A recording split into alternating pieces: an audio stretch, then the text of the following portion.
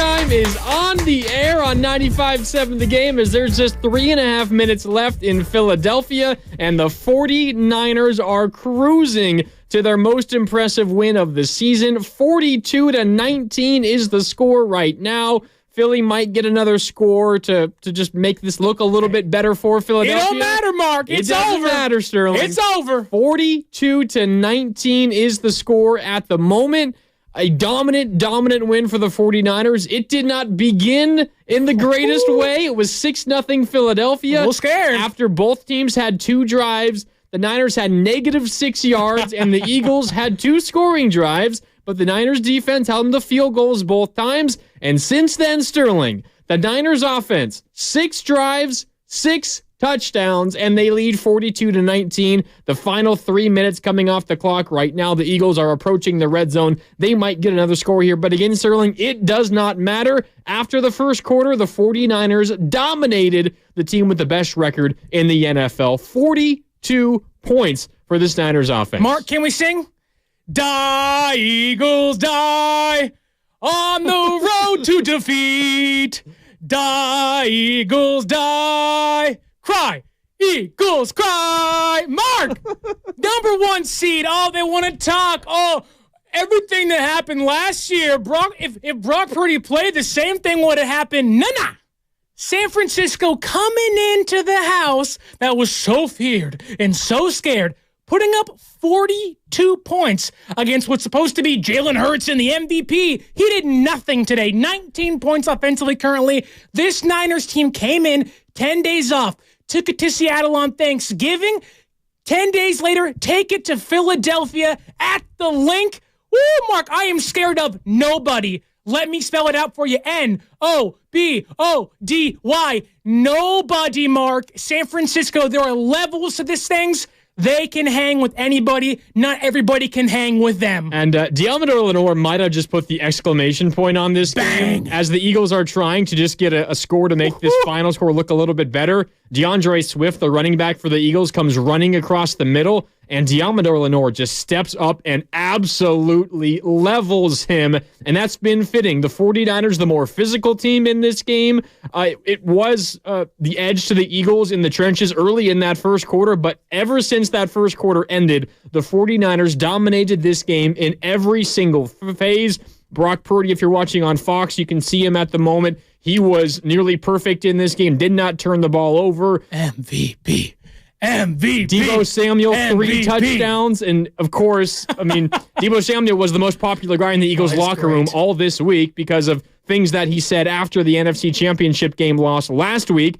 And, by the way, a sack for the 49ers. Kalia Davis, first ever game in the pros, getting the sack. Anybody's eating today, John. I'm eating. You're eating. Mark's eating. Everybody's eating today. The Eagles cannot hang. Kalia Davis getting sacks, Mark. Man. Oh, man. 42-19. The Eagles have a 4th and 12 if they don't get it here. That'll be the final score.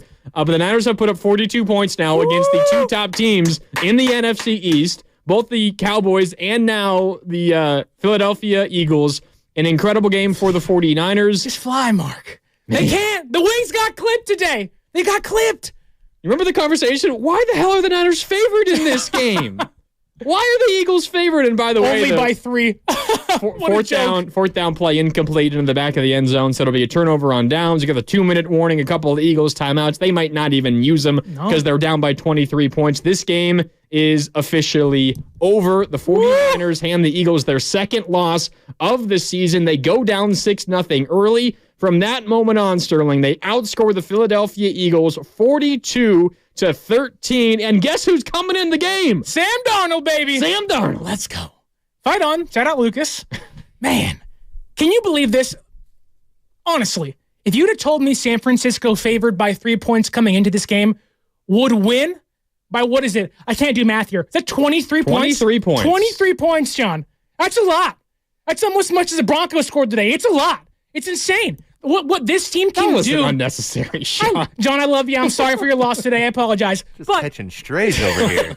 I'm too excited, John. I'm hyped up. This team is one game away from the number one seed in the NFC. Talked about they lost 3 games in a row. Who was Brock Purdy? Have you seen the defense? Steve Wilks can't coach. There were talks of firing this man. We were a part of those, Mark. It was like, what's going on with the defense? They called the 0 blitz against Minnesota. Now we're sitting here saying, die, Eagles, die on the radio. Boat racing them 42-19 on the road with 2 minutes left. 1 game away from the NFC number one seed. All I'm saying here now, Mark, is that everybody should be scared of the San Francisco 49ers. If they already weren't, they're shaking. Niners are getting hot, and we're feeling good.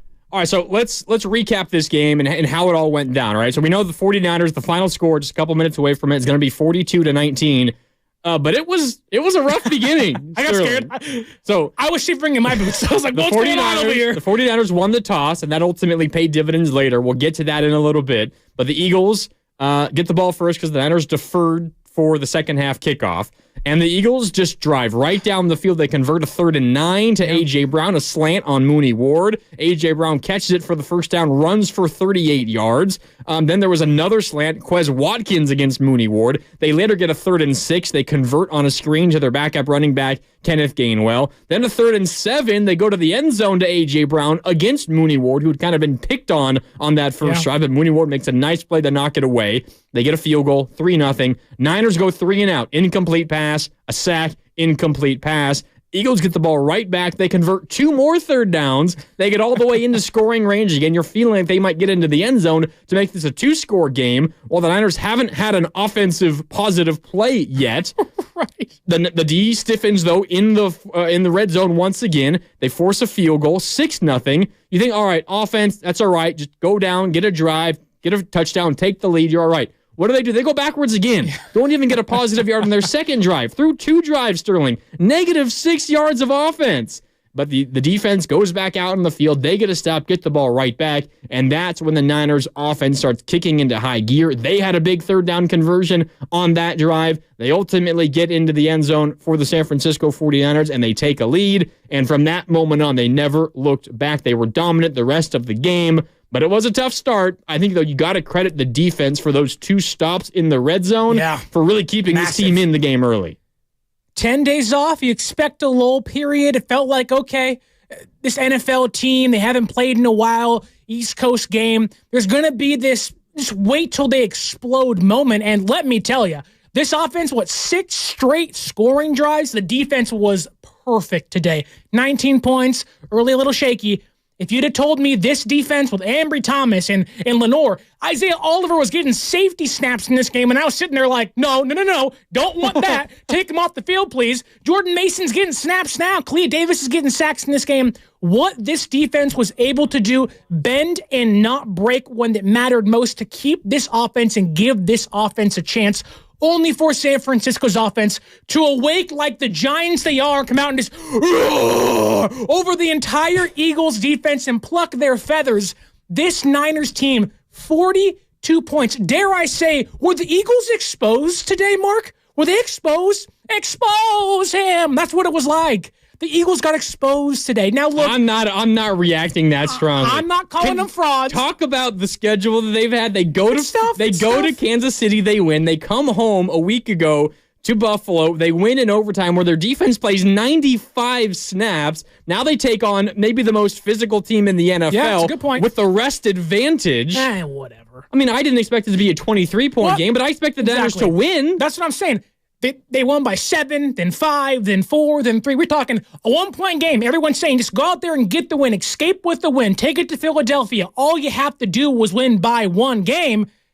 Or 1 point, and they're winning by 23. Oh, incredibly impressive. By far. Most teams can't even score 23 in a game. Most impressive win of the NFL season, not just for the Niners, but for any team. In every NFC team that you put maybe in the category of they could be close to San Francisco, they could be in the Super Bowl contender tier of the NFC, they've now beat Philadelphia, scoring 42 points. Game 20 seconds away from being officially over. San Francisco going to win 42-19. Get Nick Sirianni off my TV. He a front runner. Go. Who are you going to showboat to now, Nick? You can't do it to your fans. They were booing you at halftime when you were getting your butt shoved in. It was over. How about that?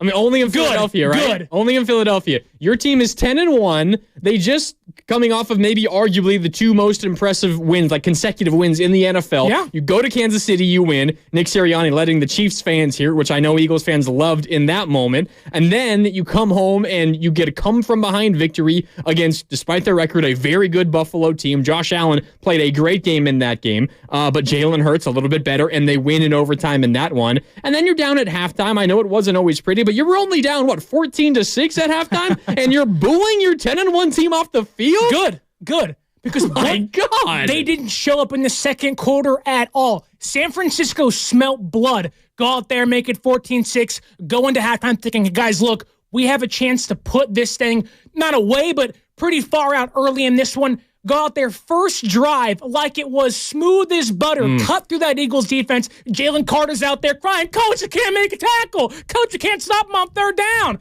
And you got boat race 42-19, Mark.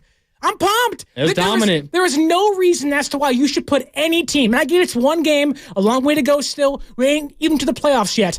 I don't want to hear another team considered next to San Francisco. All we heard of, you got to go to Philadelphia. It's so tough to win there. Ain't no team other than us putting up 42 points at the link. I'm pumped, Mark. I'm sorry. It was dominant. And we want to hear from you guys all night long. We got a ton to get to here on Overtime on 95.7 The Game. It's Mark Randy and Sterling Bennett with you. John Lucan behind the glass over here, making us sound good.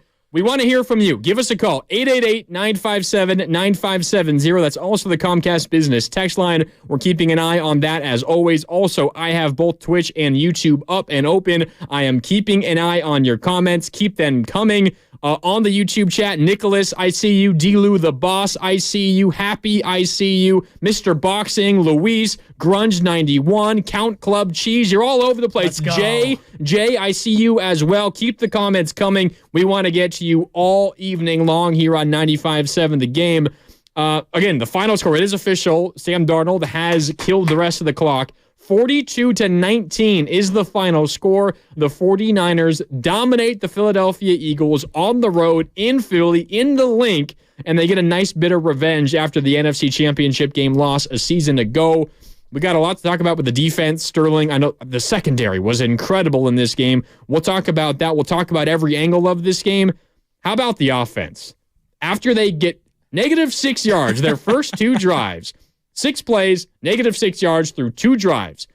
Their next 6 drives, or really the rest of the game until this kneel-out drive to end the game. They go touchdown, touchdown, touchdown, touchdown, touchdown, touchdown.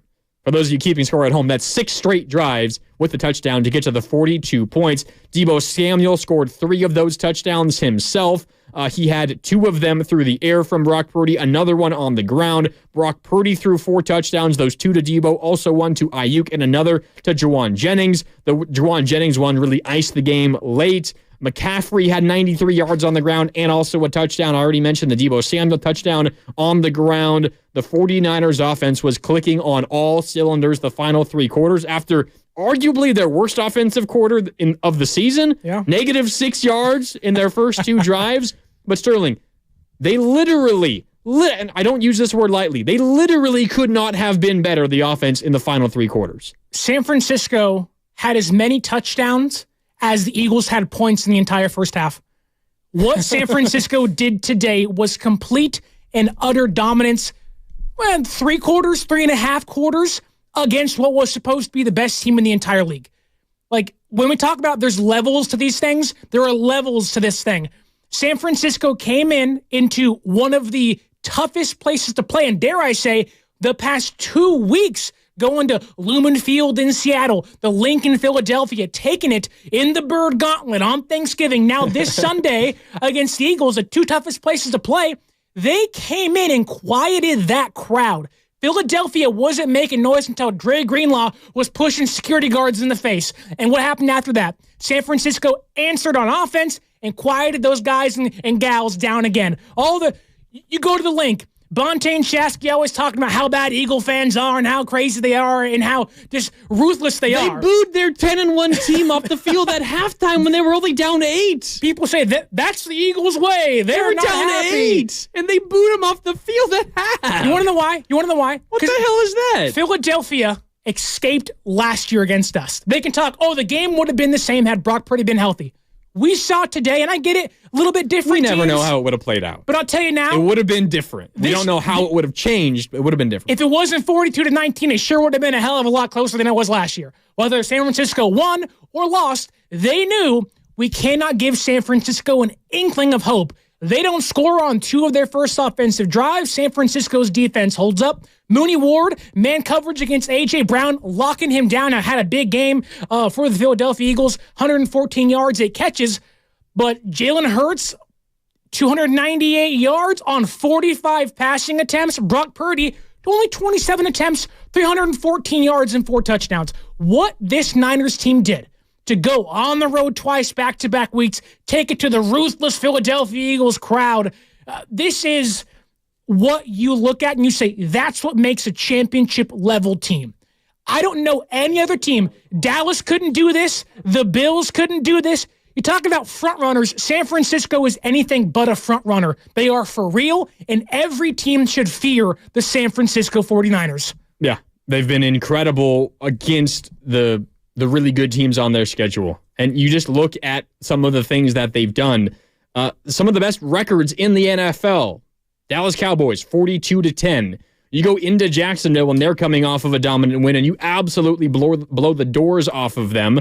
Eagles, the best record in the NFL, and it's not particularly close. You go into their building, a place that is kind of a house of horrors, not just for you, but kind of for everyone in the NFL, and you beat them 42-19. The 49ers are stacking up not just wins, but incredibly impressive, dominant wins against really good teams. And this one, I think, takes the cake. This one was incredible, 42-19. And again, after, relatively speaking, a pretty abysmal first quarter. Yeah. You played a terrible first quarter, and you still won by 23 points.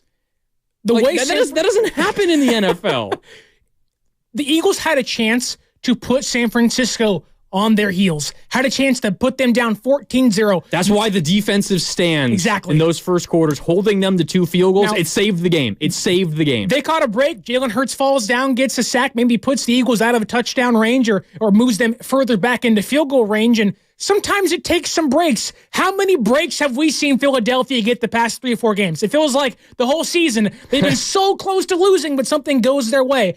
In this game, early, it felt like everything was going Philadelphia's way. Niners catch a break here. Now, even later in the game, Dre Greenlaw's out there pushing security guards and throwing over Devontae Smith.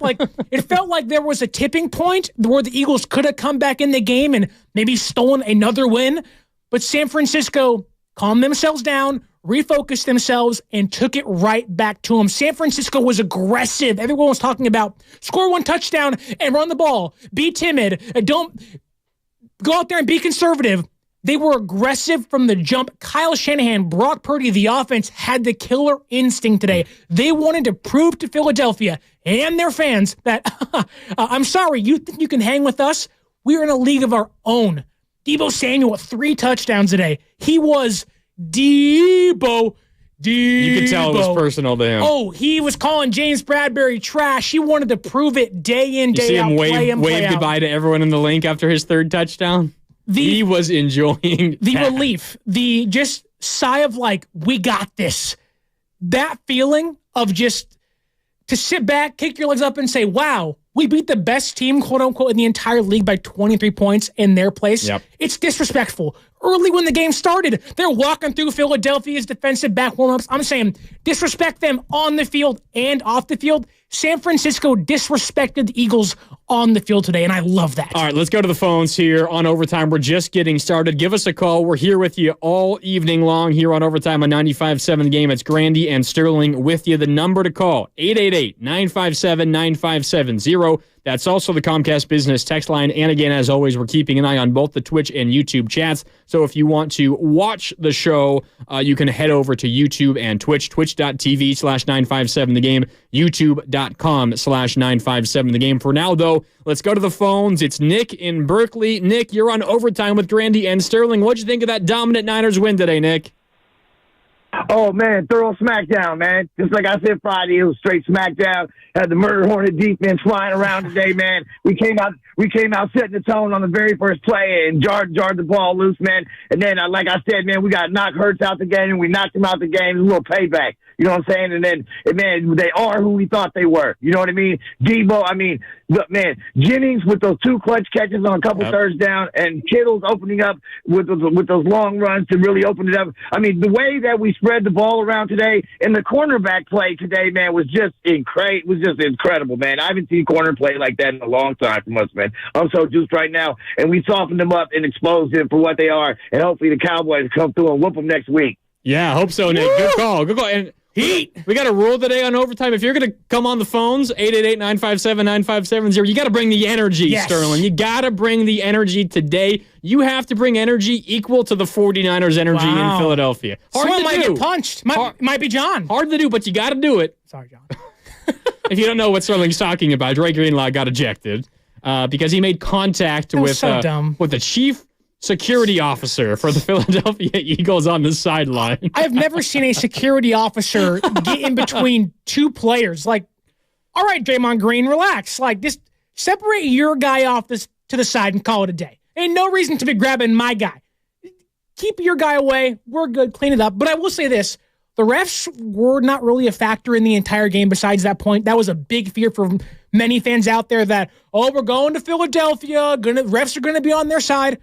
The refs were kind of a non-factor today. They were good. Did you think that was ejectionable? That was worthy of an ejection from Dre Greenlaw? Because for me, and it was third quarter, Niners are beginning to pull away. The Eagles on arguably the most important drive of the game. They need to go down and get a touchdown. They're across midfield, and you can kind of feel their offense getting a little bit of momentum.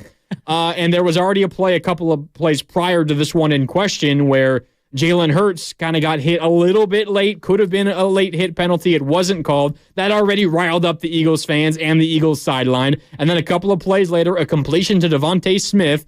Dre Greenlaw comes over and suplexes him out of bounds. Brock Lesnar'd him. Called for, unnecessary roughness, 15-yard personal foul. And then, as a result, because of that late hit, and they're already on the Eagles sideline, kind of a scrum ensues. And the Eagles' chief security officer, I got to scroll down to find his name. I do have it written down here. Give me just 1 second. Scrub.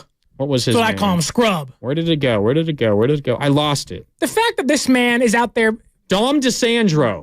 Dom DeSandro, the chief security officer, kind of gives Dre Greenlaw a little bit of a forearm push to kind of clear him out. Dre obviously doesn't like that. And don't touch the player. Yeah, I'm with you. 100% I'm with you. And Dre, as a result, doesn't punch him, doesn't slap him, but kind of makes contact with his nose area. He gave him a little neck chop. A little bit. Kind of like he just wiped his nose. Like it wasn't it wasn't a punch. It wasn't a slap. Whatever. He made contact with a non-player on the Eagles sideline. It was after that non-Eagles player gave him kind of a forearm check to clear out some space.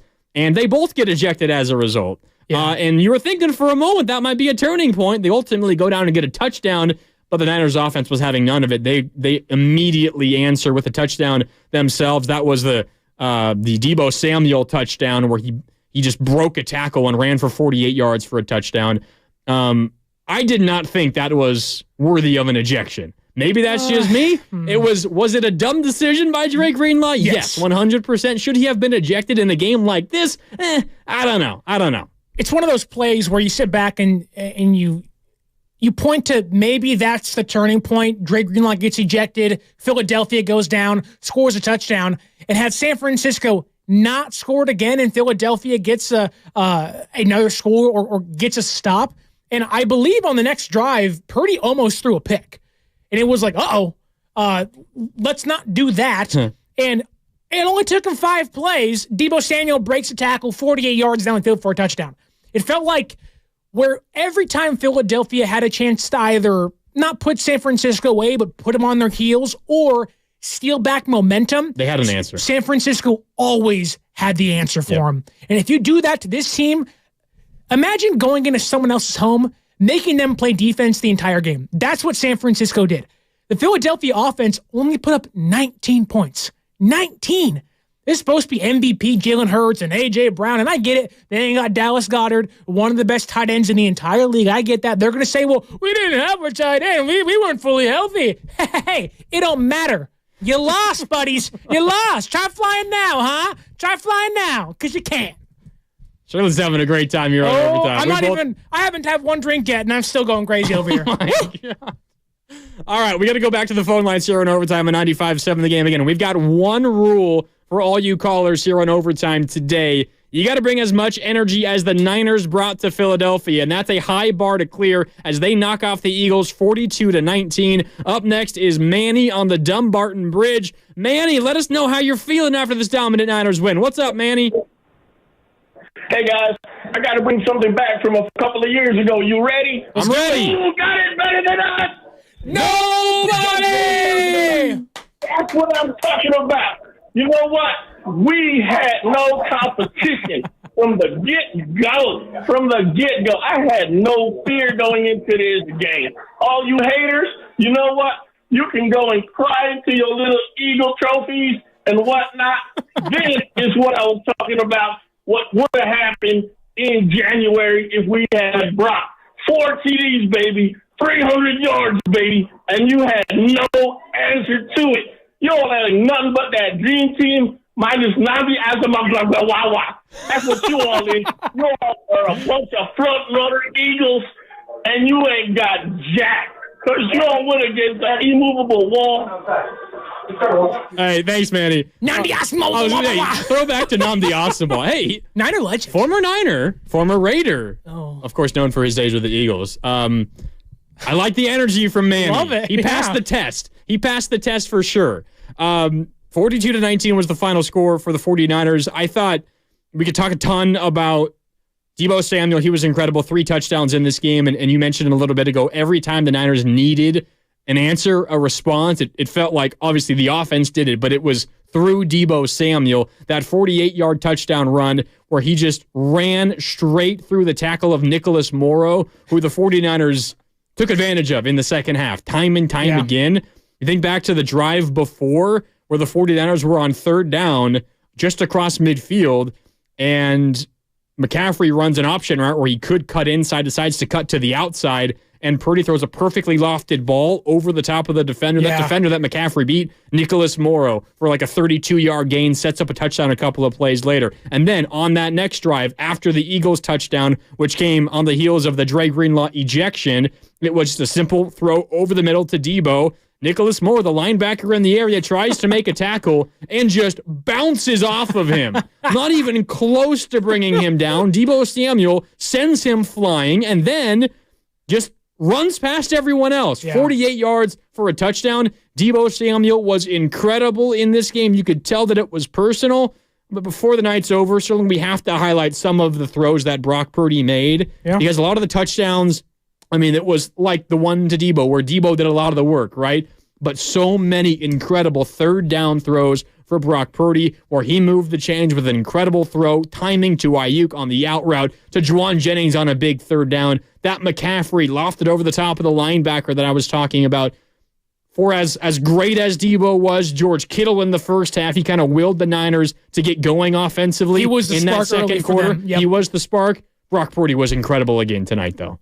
7-0 against winning teams as a starter. The fact that we can Brock Purdy's career, is that it? Exactly. Except for, I mean, does that not include playoffs, or does that include playoffs? Games that he finished, too? I'm not going to double-check the Fox Sports stats and just be like, oh, that's not true, Aaron Andrews. All right, Chris Thompson, get out of there. You're lying to me again. But what Brock Purdy was able to do, even on plays, because early in this game, the pocket was not good. It felt like he was being pressured almost every single play. Again, they're down 6-0. Their first 2 drives, they had -6 yards and no first downs, able to pick things up on their 3rd and 4th drive, get 173 yards and 2 touchdowns. That's in Philadelphia, started booing their own team prior to halftime. Classic. But this game felt like it's on the precipice of you might lose this thing. You can be down 14-0. You could be down 13-0. You have to find some life. What does San Francisco do?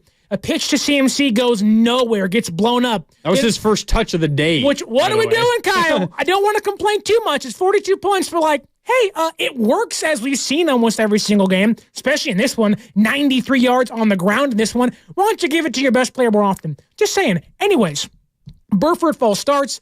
Then Purdy finds on a 2 or 2nd and 15, Ayuk for 12. The next play, that was their first positive down. Play of the game. It was their first down of the game with 12 minutes left in the second quarter. Then they find their rhythm, get in the red zone. Purdy scrambles, lowers his shoulders twice, and runs over 2 Eagles defenders. Be careful, Brock. That is the moment I knew. I said, this boy has heart. This man is going to fight. But I knew at this moment, when he ran through 2 Eagles defenders, I knew Brock is going to take this game over. He was making linebackers look like, other quarterbacks. He was running through them. They didn't want none of Brock Purdy today. They did not. And that drive was maybe the most important drive for the 49ers. Again, you're down 6-0 after you have negative 6 yards on your first 2 drives. You mentioned the false start. You're down to a 2nd and 15.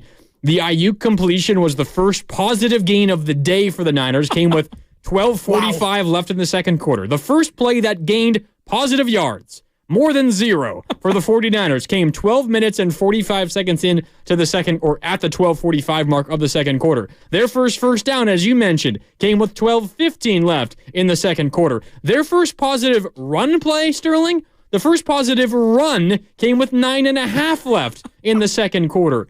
And despite those numbers, which almost seem hard to believe, with an offense with this many weapons, they didn't have a positive running play until 9.5 left in the second quarter. Sterling, they still put up 42 freaking points. They took a quarter and a half off almost, and they put up 42 points. Wow. What is that? That doesn't happen. Just taking a look back now, we're an hour removed from the game actually being over. Just taking a look back, reflecting on what just happened in front of our faces, it was special. I know it's a regular season game on the road. We're not the number 1 seed yet, and you want to, still got plenty of season to go. I get that. What San Francisco's offense, like you said, they didn't play almost the entire first quarter, it felt like, and they still put up 42 points. Of the 15 minutes of the first quarter, the Niners offense had the ball for 2 minutes and 3 seconds. 6 plays, negative 6 yards. 2 minutes and 3 seconds. Javon Hargrave getting game balls, coming back to Philly, saying, I was here last year when Purdy got hurt. Now he's getting W's in Philly. Ooh. I mean, it's wild. The first quarter, your defense is out there for 13 of the 15 minutes. Bend, don't break, baby. 13 of the 15 minutes, your offense is out there. And not like the offense got tired out at the end. Like, that's a recipe for disaster. You lose the possession battle to this Eagles team, a team that can wear you down in the trenches on both sides of the ball. It happened in the first quarter. It went exactly how the Eagles wanted it, except they didn't get into the end zone. But the Niners bounced back. They were the fresher, more physical team late. Part of that has to do with the fact that they played on Thursday last week. They had the rest advantage against Philadelphia, but you get off to that poor of a start in the first quarter, and you look like the better, fresher, more dominant physical team the rest of the way. That says something about this team's will and their desire and just, frankly, their ability to do that after such a sluggish start. Today, we saw why the number 1 seed is that much more important. We saw San Francisco get 10 days off, feel fresh. Philadelphia playing, 92, 95, 97 defensive snaps last week, 7 days ago. We saw what the number 1 seed can do to a team to give them that rest. In San Francisco, albeit still number 2, inching closer to number 1, it means that much more to them. Yep. Eagles 10-2, Niners 9-3, Lions also 9-3. The Cowboys now only a game behind the Eagles, and that is next week's matchup. Eagles-Cowboys. By the way, the Cowboys will have the rest advantage. They played on Thursday this week, and it'll be in Dallas. One more week from now, who knows? The Eagles might not even be in first place by themselves in their own division. We have that to look forward to, but we have a ton more to get to on Overtime, including your calls. Give us a call, 888-957-9570, as Overtime continues. It's Grandy and Sterling. More coming up next after the Niners' 42-19 win over Philly, right here on Overtime on 95.7 The Game. So, how's your research going? Surprisingly amazing. After I figured out the top-rated TVs in our price range, I went shopping for deals. And who's the best? It wasn't the internet, and it wasn't the warehouse club. But? It was video only. They had better deals on the Samsung, LG, and the Sony TVs that got the highest scores. Better than online and at the club? I know! Video only beat them all. And now we can afford an even better model for the same price. My research really paid off. If we buy it video only. Exactly. Otherwise, we'll be sorry. At Video Only, you won't find huge stores with refrigerators or microwaves, but you will find the best deals on top-rated TVs, soundbars, and monitors. Shop around. Just make sure you visit Video Only, because if you don't...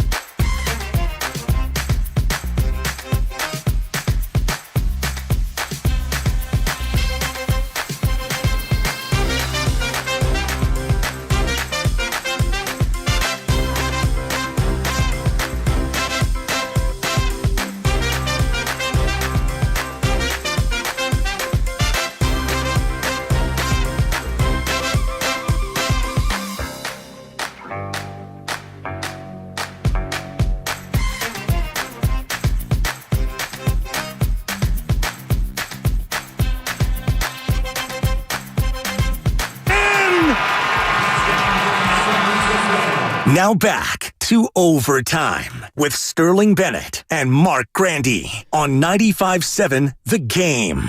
Yes, sir. Overtime continues here on 95.7 The Game, 42-19. The San Francisco 49ers knock off the Philadelphia Eagles on the road in the Link in Philadelphia. You fall behind early, but you dominate quarters 2 through 4, 42-19, the final score. That highlight you just heard, the Deebo Samuel 48-yard touchdown catch. Short catch, and then like a 40-yard touchdown run where he had Philadelphia Eagles bouncing off of him, and then he just outran the entire secondary, 48 yards. That made it 28-13 49ers. The defense would get them the ball right back. Juwan Jennings would break a tackle and get in from 18 yards out to make it 35-13. That was just about it. Deebo Samuel would add in another, a 46-yard touchdown, his third touchdown of the game. He had a 12-yard run, a 48-yard touchdown catch, and a 46-yard touchdown catch. He was incredible. Every time the Niners needed a big play, Deebo Samuel stepped up. And Deebo was one of those players, Sterling, who is at his best in the biggest moments. Oh, yeah. Today certainly qualified as one of the biggest moments, and it was not arguably his best game of the season, one of the best games of his career. 3 touchdowns, 2 from 40-plus yards out.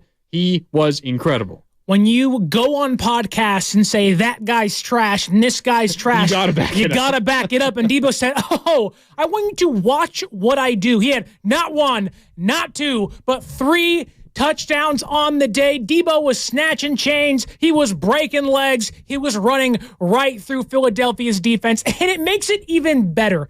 Philadelphia, known for their cheesesteaks, more importantly known for Rocky Balboa. Shout out Sylvester Stallone. At the game today, it was Rocky Balboa Appreciation Day. Guess what? I'm talking about Brocky Balboa. Put the Niner jersey on the Balboa statue out there in Philly. Got the YouTube chat saying Brocky. Dun, dun, dun, dun, dun, dun, dun, dun. We're out there running around with our hands up.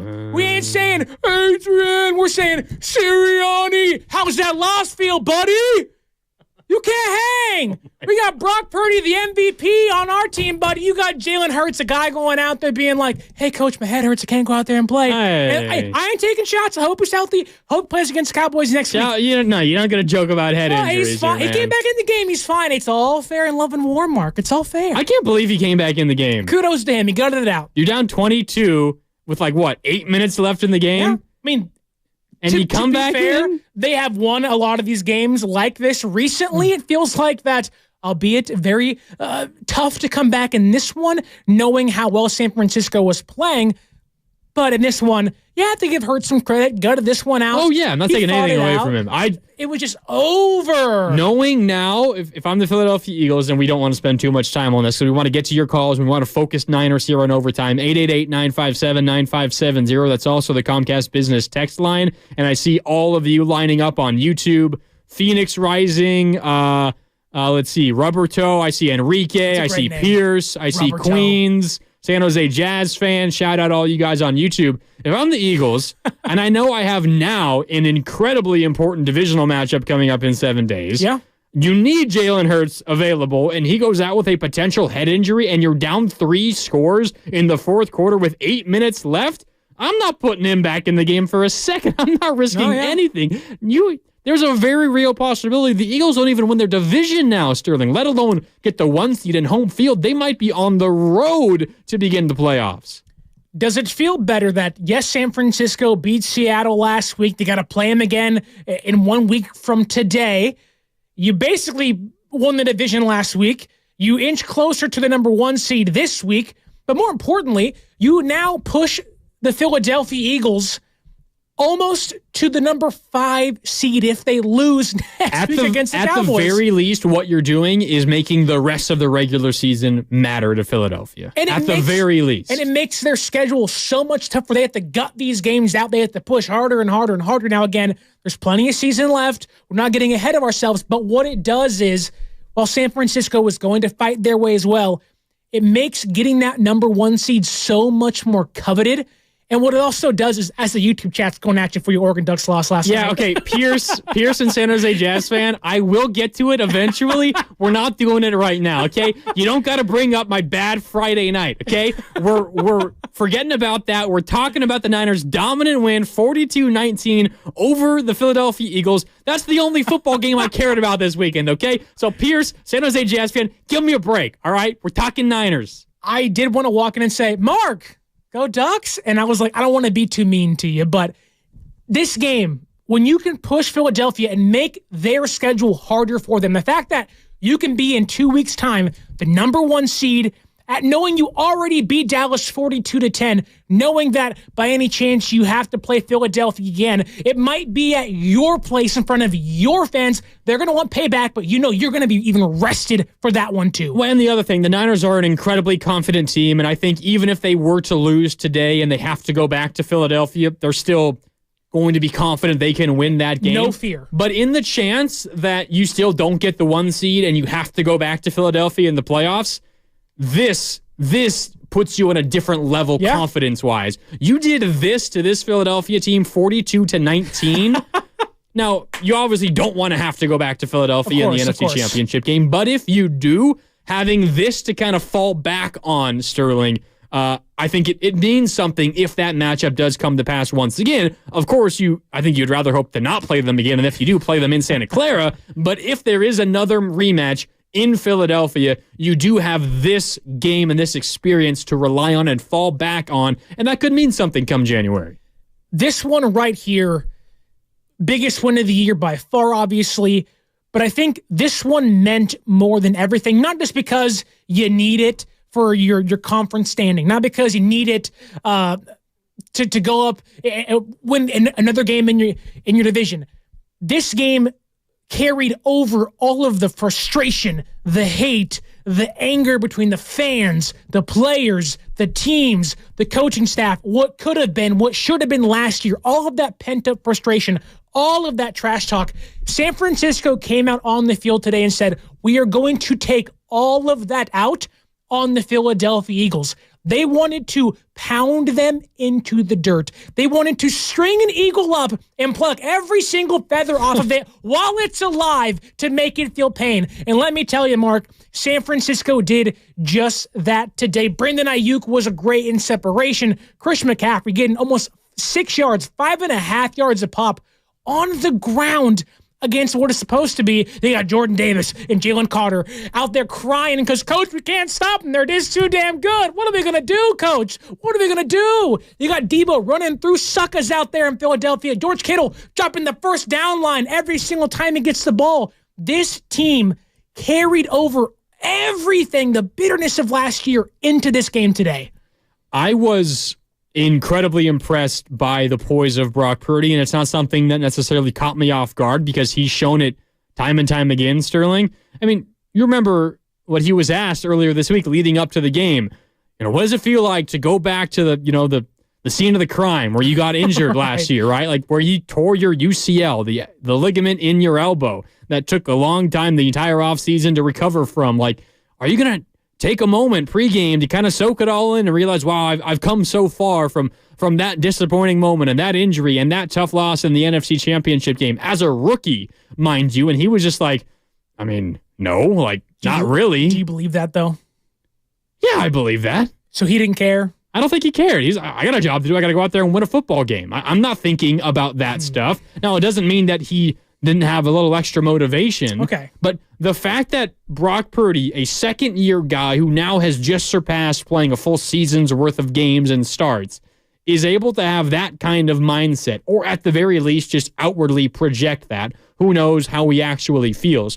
But for him to feel that way or say that's the way he's thinking coming into this game, a huge game, the game that both franchises and the entire league has had circled on their calendars since the schedule came out. Yeah. And for him to be that calm coming into it, and then to put up 314 yards and 4 touchdowns, to not turn the ball over a single time, to throw clutch third down throw after clutch third down throw, to do it in the face of pressure from the Eagles' defensive line, which was good against the Niners offensive line in the first half specifically. It was not easy on Purdy. He was facing a lot of pressure early. For him to be that calm under pressure, that poised, and to make just big throw after big throw, I was incredibly impressed by Brock Purdy. Obviously, the numbers are great. 314 and 4 touchdowns, did not turn the ball over once.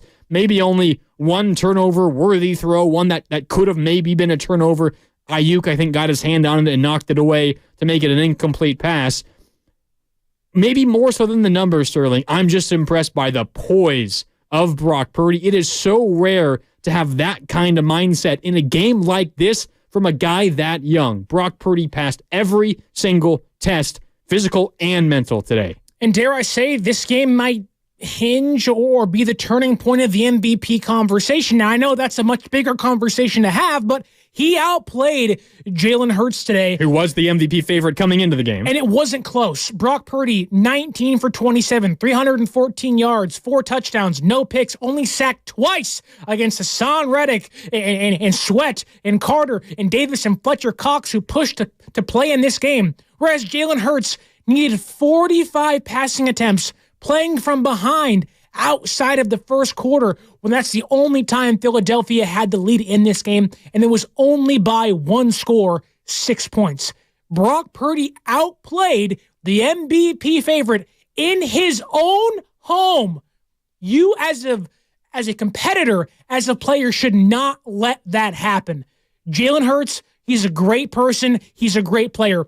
What Brock Purdy did today, to take it to that defense at that place, the link, in front of your own fans, I would feel hurt, disrespected. I would be so angry if I was the Eagles that we let Brock Purdy come into our place and do this to us, to upstage our MVP caliber contender, our MVP favorite, because Brock Purdy right now, if he wasn't, needs to be number 1 or number 2 in that conversation. Yeah, I mean, you do this to that team, that opposing quarterback, there's no way that your odds aren't going to take a major jump. And I think probably before we do sign off tonight, we'll have a look at some updated MVP odds. I'm sure they have been adjusted at a number of books. We'll try to do some digging and get that to you before we do sign off tonight here on Overtime. But for now, let's go back to the phone lines. We got a few of you hanging out on hold. We want to hear from all of you here on Overtime on 95.7 The Game. So give us a call.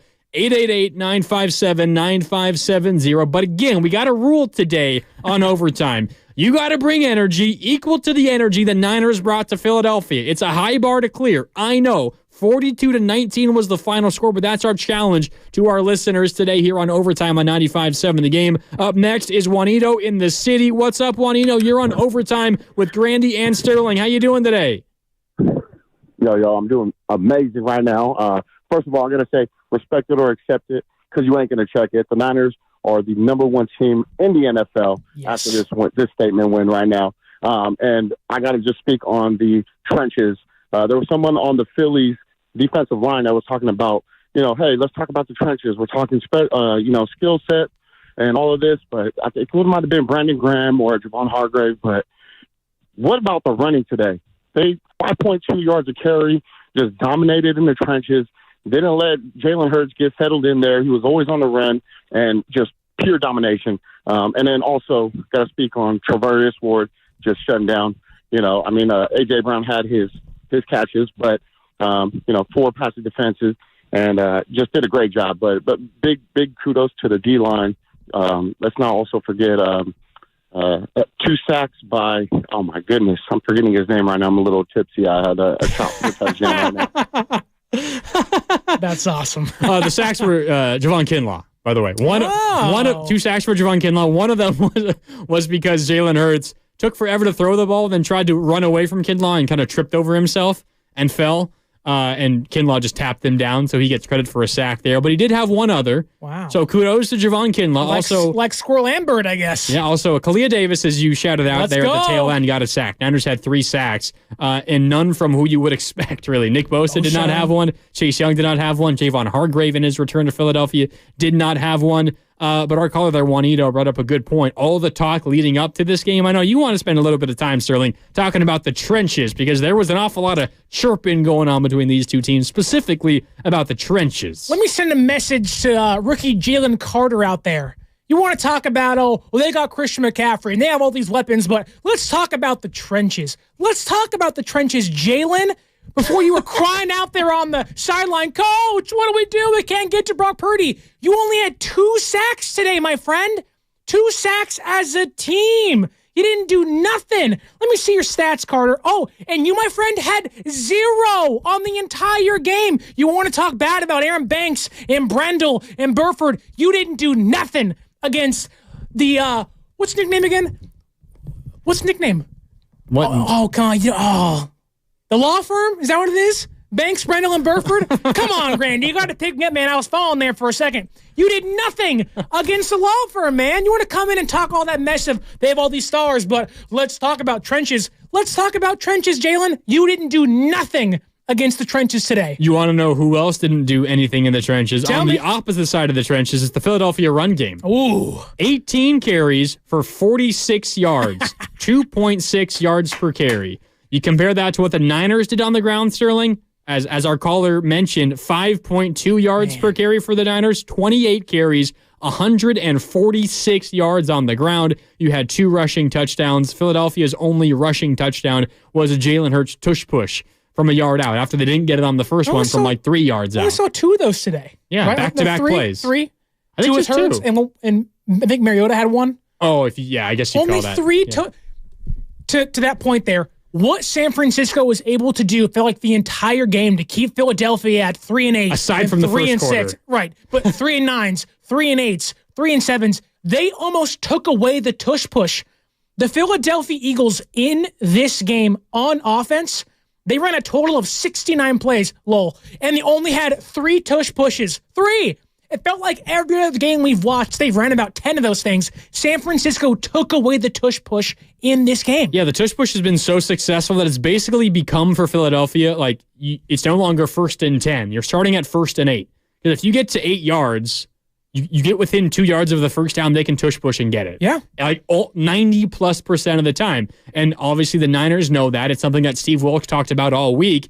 He said the way to combat the tush push, when you get into the position when the tush push is happening, it's really, really, really hard to stop. So what you have to do to stop the tush push is not let them run the tush push. And how do you do that? You win on 1st and 2nd down.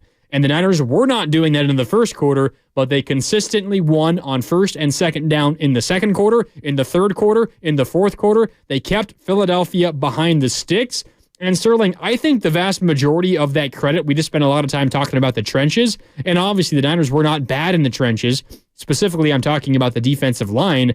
But the secondary, Sterling, they were incredible. Some big gains early. A.J. Brown had that 3rd down conversion on the slant that went for 40 yards to set them up. Yeah. That was on the first drive, the 3rd play of the game, I think, was that saying, slant. Oh, no. A little worried there at that moment. Yeah. But were there any completions deep down the field over the head of the Niners corners or safeties? I don't think so. The Niners secondary was incredible today against a great duo, wide receiver. A.J. Brown, one of the best. One of the hardest receivers to defend. He's like a taller Deebo Samuel. Yeah. He's incredible. And then Devontae Smith is as quick and athletic and fast and a great route runner. One of the best in the entire NFL. That duo is so hard to defend. And again, after that first drive where there were some mishaps, the secondary played a perfect football game. They didn't come up with a turnover. They didn't intercept Jalen Hurts.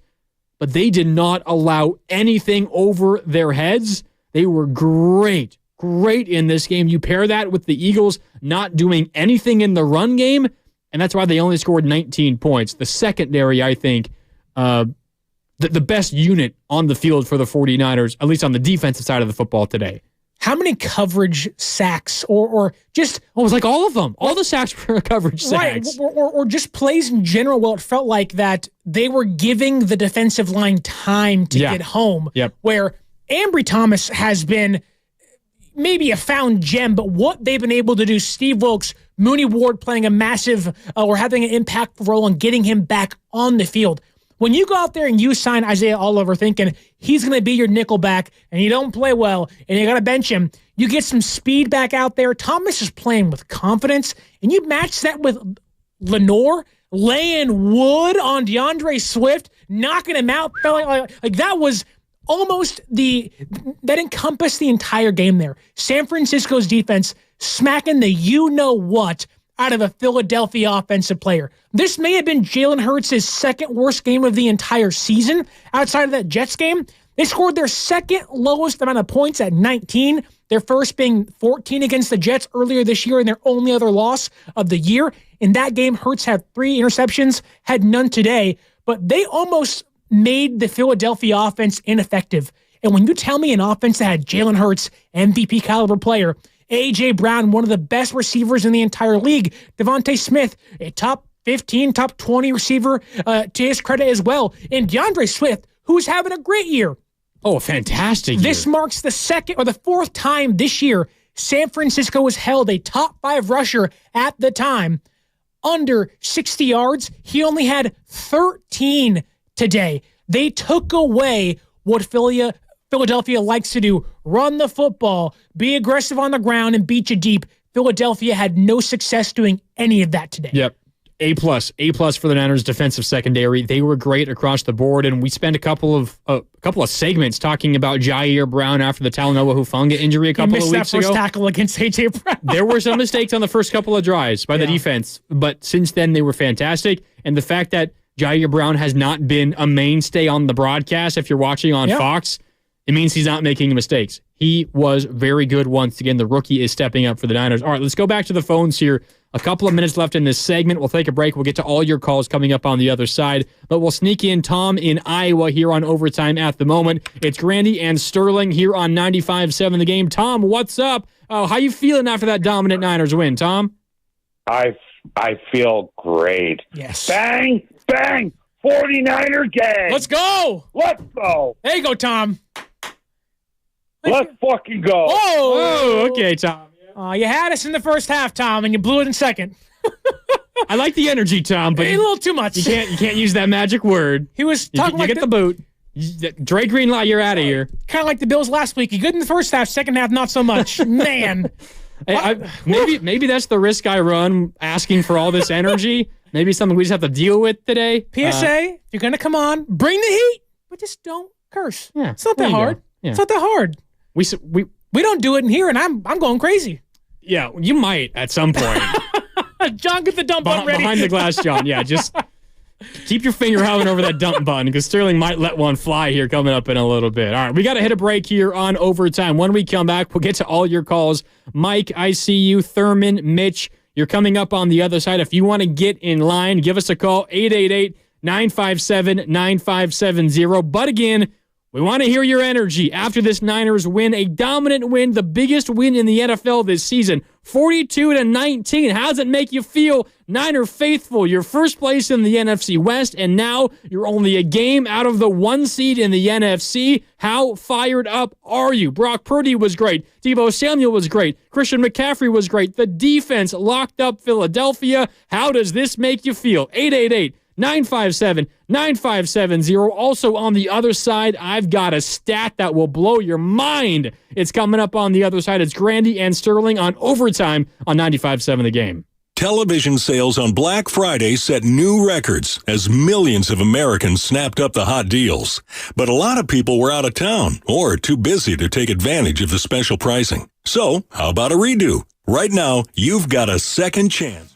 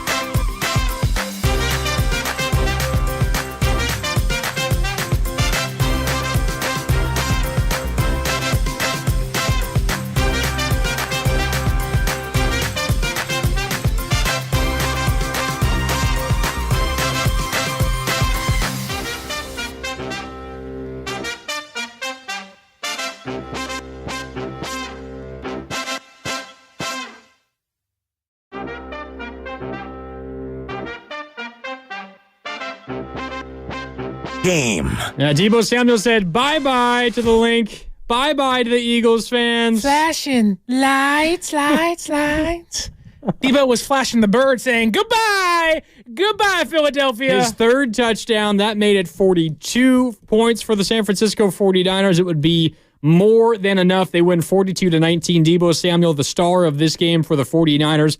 3 carries for 22 yards, including a touchdown. He caught 4 passes for 116 yards.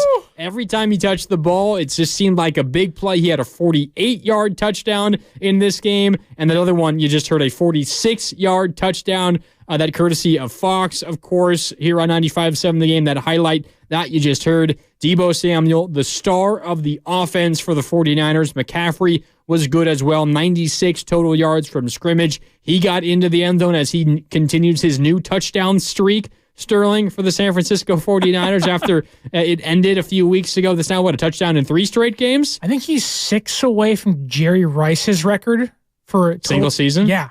He has 17. Rice has 23, I believe. And you've played 12 games. So you've got 5 games left. Jerry, we're coming for you. He's getting close. He was out there rocking the Niners gigantic chain and rocking his 4 rings. Dude, that guy, goat fuel. Is there anyone cooler than Jerry Rice? No. Jesus, maybe? I don't know. Jesus and Jerry Rice are pretty close. Even footing. Yeah, right up there. You can go either way. One's walking on water. Rice is like, I got 4 Super Bowls, dude. I'm sorry. All right, so we got to get to the phone lines. They're blowing up right now. If you want to get in line, 888-957-9570. But first, Sterling, I promised you a statistic that will blow your mind. So despite the loss, the Eagles are still the top team in the NFC. Boo! 10-2. Boo! 10-2. But they got the Cowboys coming up. Front runners. It could change. The Cowboys, first place, 10-2. Their point differential, Sterling. Tell me. Plus 41. Plus 41 for a 10-2 team. The Niners, 9-3. A game behind the Philadelphia Eagles. Okay. Their point differential, plus 163. 4 times better. Eagles plus 41, the Niners plus 163. Now, I know wins, losses are all that matters.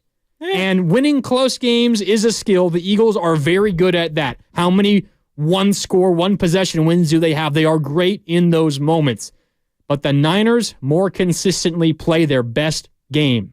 And they have done it time and time again this season. As a result, they have blown out more opponents. They have way more impressive wins. 163, they're outscoring their opponents in 12 games by 163 points. That includes the 3 losses. Despite losing 1 more game than the Philadelphia Eagles, the Niners have outscored their opponents 4 times, and 4 times more than the Eagles have. That is ridiculous. It just shows you that there are teams built for the playoffs. There's teams built for the wild card. There's teams built for the division. Then there are teams built for championships. The San Francisco 49ers are built for championships. You put anybody against this team, I guarantee you they're going to be favored. If you go into Philadelphia, which they were favored by 3 points, what is widely considered to be the toughest place to play, with the hardest, the strongest, the scariest fans, and you walk into that place and you drop 42 on them, if San Francisco isn't favored by at least 3 on the road, plus 3 on or at home at Levi Stadium, they should be favored everywhere they go. Everywhere they go. Yeah, so before the game, Niners favored by 3 points on the road. Generally, that means you're going to be about a touchdown favorite at home. You get about 3 points. So 6, maybe even 6.5 or 7 would be the Niners line against the Eagles at home. That's before this 42-19 shellacking. So who knows what it would be now. Maybe it's grown to 8, 9 points if the Niners were to play the Eagles at home. Now, of course, circumstances can change. 1 week is not the same as the next week, and who knows if these teams do meet again, what the circumstance will be. But the Niners certainly sent a message here today, and they have the second best point differential in the NFL. The other, the Dallas Cowboys. Thanks to the New York Giants, because they played them twice, and they have like half of their point differential in those 2 games against the New York Giants, but they're plus 168. The Niners are plus 163. Next best, you got to go to the AFC. It's the Baltimore Ravens plus 137. Who we'll see on Christmas. That'll be a hell of a football game. I think that's the final game of the Bird Gauntlet. Yes. Where San Francisco is already 2-0. Yes. Because you have Seattle, and then you have the Cardinals, and then you have the Ravens. If San Francisco, and I get it's so far ahead, but if San Francisco beats every single Bird team, is that the first time ever? It has to be, right? Like winning 5 games in a row against Bird teams? Yeah. And if, you know what we're talking about, Bird mascots. Last week you played Seattle, the Seahawks. Now you played the Eagles. Is that mascot's name in the NFL? I think so. It's kind of weird, right? Well, like what? The Niners mascot is Sourdough Sam, right? That's cool. Okay. Everyone else stinks. Well, I mean, you didn't say if there were cool mascot names. You just said are there mascot names. Yes, there are mascot names in the NFL. Okay. I don't know what the other mascot names are, but there are. Correct. I'm going to look at Philadelphia. They also don't play the Falcons this year, so you couldn't do the entire Bird Gauntlet. That's a good point. Good point. But no one likes the Falcons, so it doesn't matter, right? Falcons stink. To be fair, Falcons are in the playoffs right now. You better watch Desmond Ritter out there. That's my pick to win the NFC South, and they're well on their way, Sterling. And we also picked Oregon to win on Friday, too, Mark. I'm done. All right, we're going back to the phones here on Overtime on 95.7 The Game. Let's get back to this Niners game.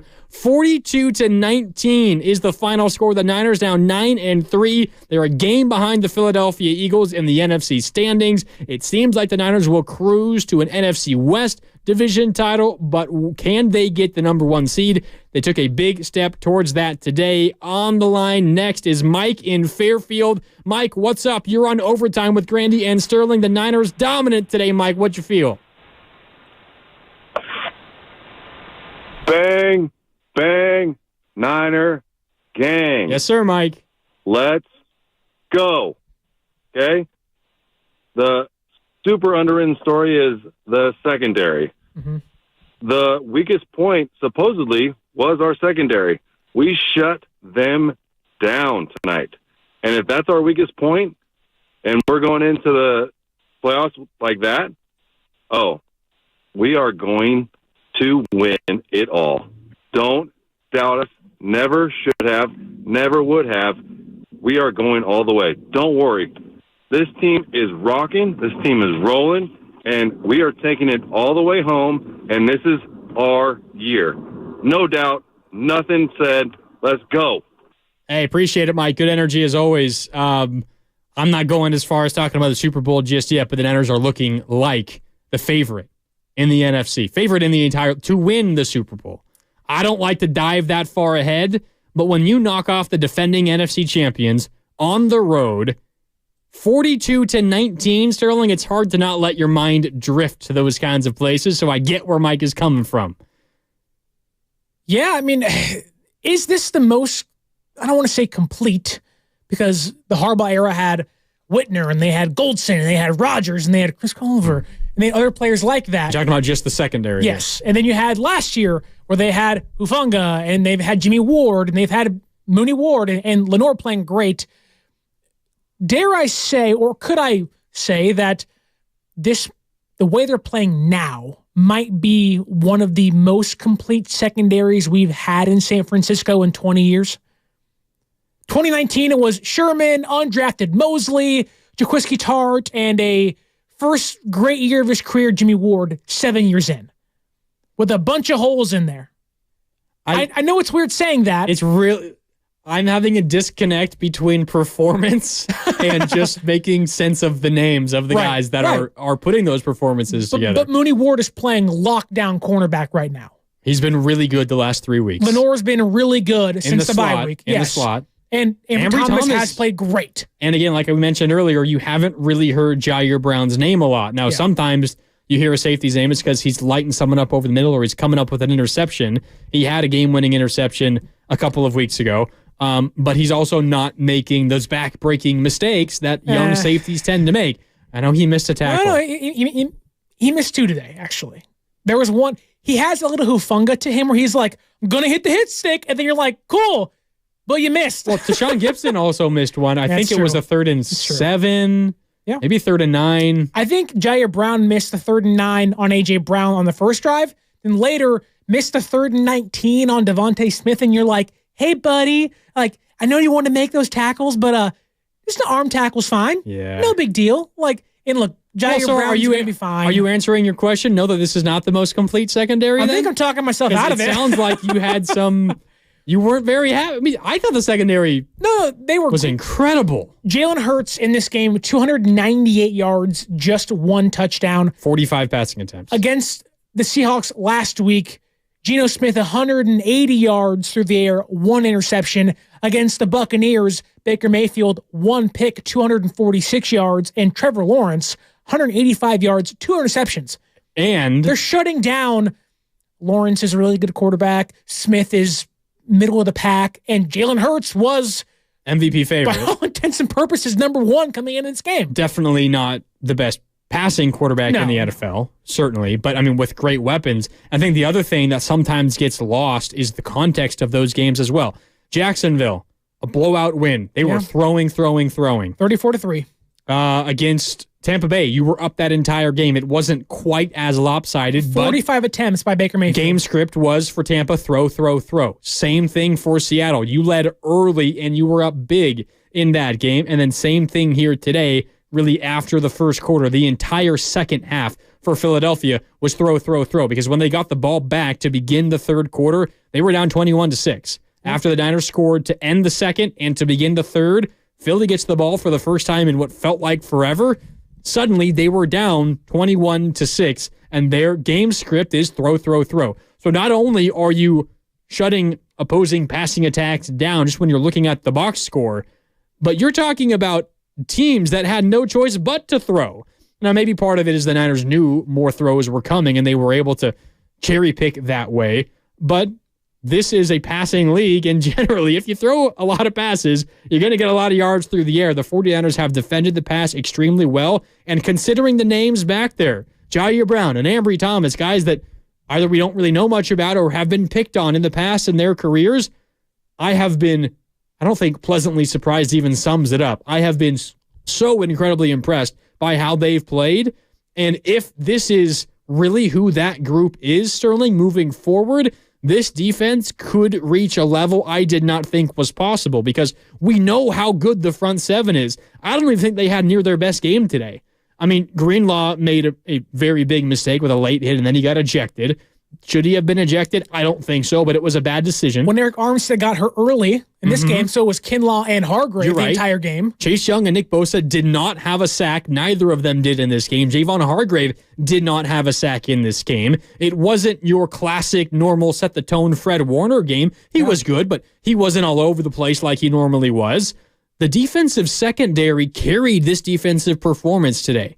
And if that is something that they can stack and continue, Sterling, I think this defense, there's another level that they can reach that previously I didn't think was possible because I thought they would be held back a bit by the secondary. This defense at a time was the 26th ranked run defense.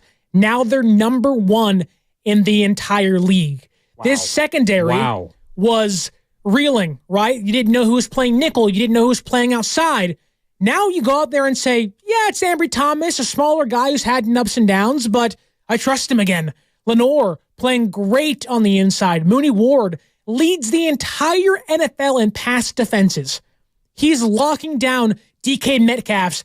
A.J. Brown, I get it, 8 catches, 114 yards, a big day for him.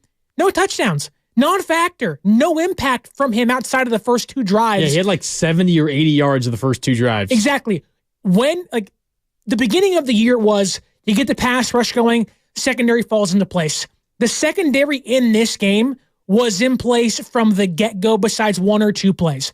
I don't want to sit back and say they're elite or whatnot, but I want to say is that how they're playing, the way they're playing, the aggressiveness through the air, the confidence in which they're playing with, it gives that defensive line time to get home. We saw almost every Jalen Hurts throw today.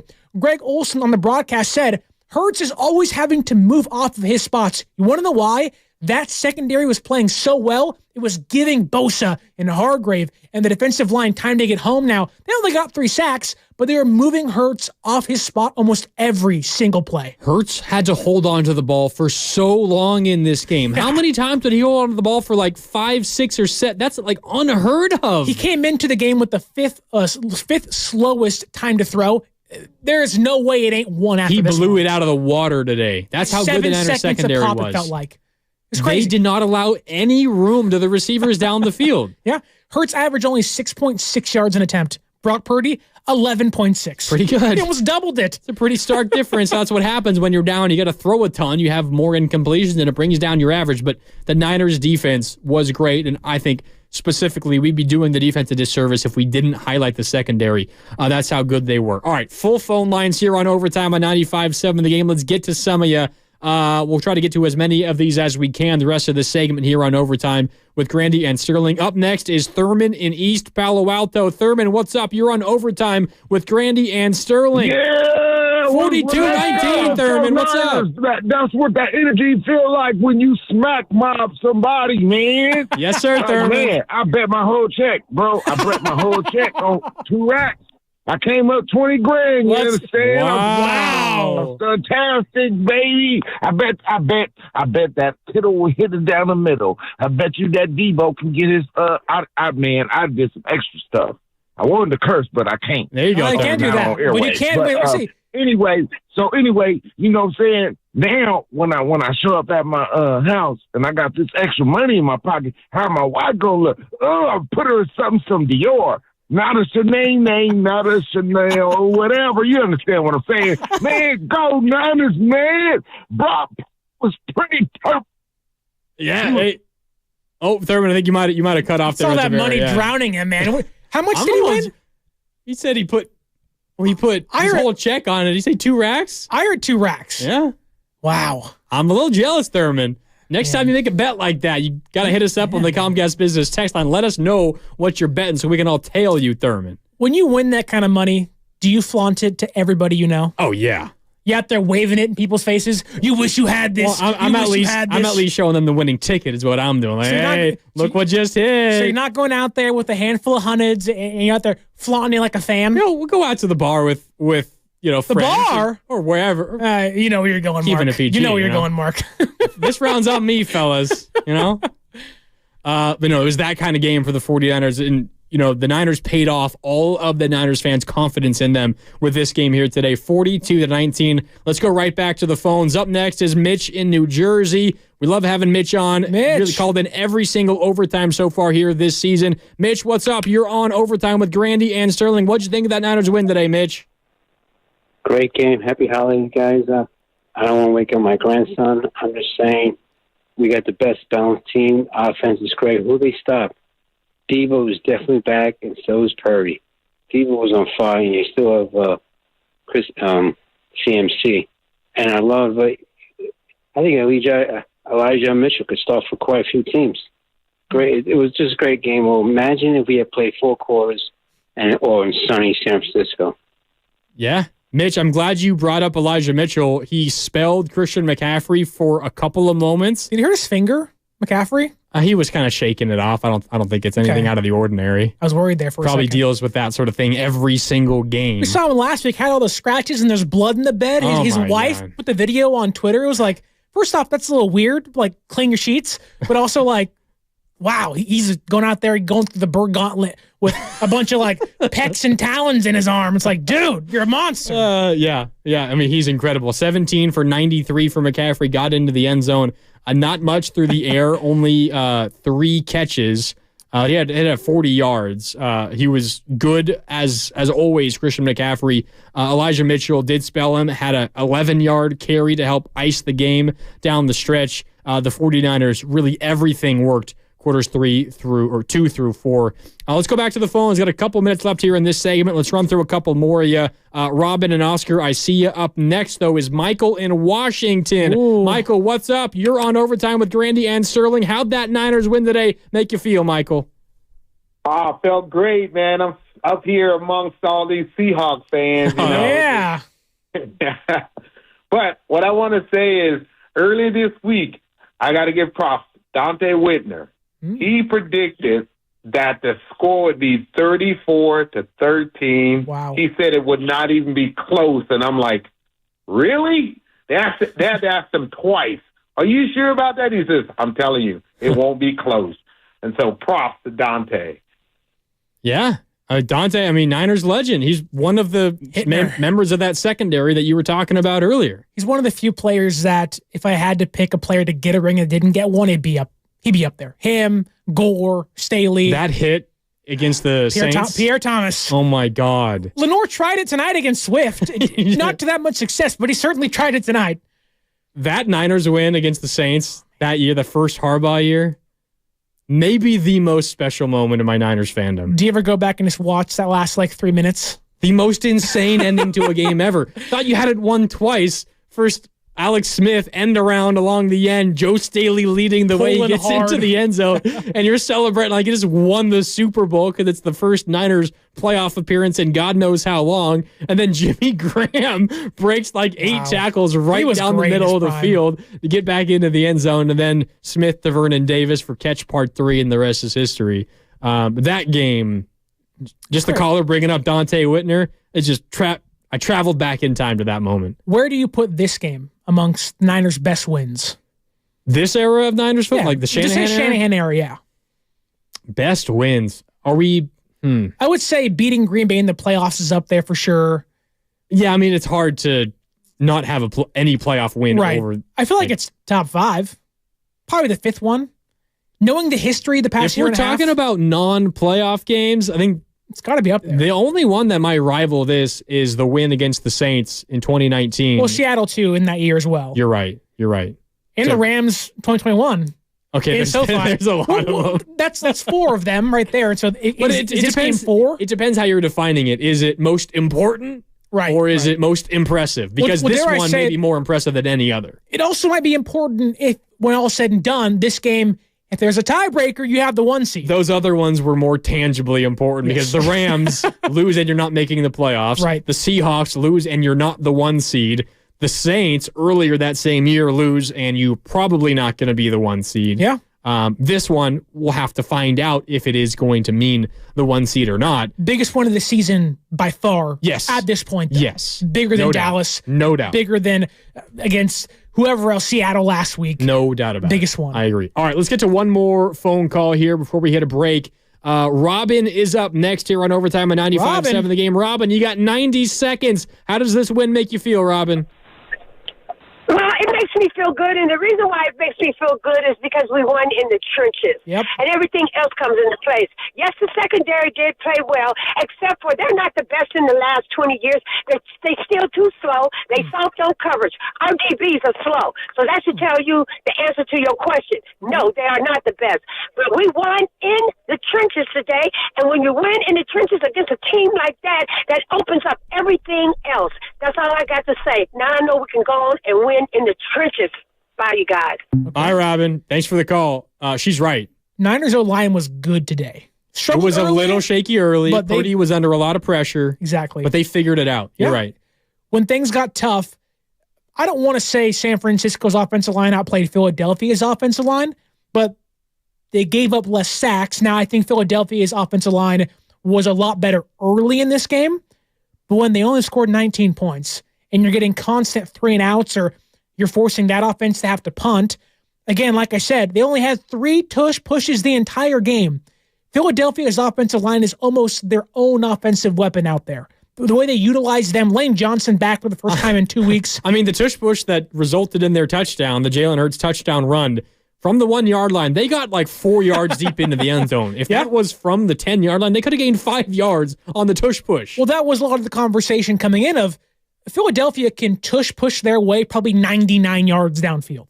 That's how unstoppable it actually is. And for San Francisco to put themselves in position to only allow 3 of them the entire game, that shows you how great Steve Wilkes' game plan was, how great they executed it up front. You won on early downs. In the secondary, what they did was they stopped Philadelphia's bread and butter all game long. Yeah, you get into a position where they're running the tush push, you're not going to stop it. So how do you stop the tush push? By not getting into those situations in the first place, which is winning on first down, winning on second down, instead of bringing them 3rd and 4 when they would get 2 or 3 yards on a tush push, then go for it on 4th and 1. Instead of that, you give them 3rd and 6, 3rd and 7, 3rd and 8. And they converted some of those early. Yeah. They did. 3rd and 19. Yeah, that's why they got those 2 field goals in the first quarter. But in the second half, they kept them to 3rd and 6, 7 and 8, or even worse, and they got some stops more consistently in that second half. So I'm with you. Shout out to the Niners defense. The plan of attack for Steve Wilks was great in this game and executed well by the Niners defense from top to bottom. All right, another break here on Overtime on 95.7 The Game. We got more of your calls coming up. Oscar, you're on the way on the other side. Dre, I also see you. We got open phone lines, though, for you if you want to call in right now. 888-957-9570. As Overtime continues, it's Grandy and Sterling reacting to the Niners' 42-19 win over the Eagles in Philadelphia. More next on 95.7 The Game. If you or someone you know is having thoughts of suicide or experiencing a mental health or substance use crisis, 988 provides 24/7 compassionate support and connection to trained counselors. When you call, text, or chat 988, you'll be quickly connected to trained counselors.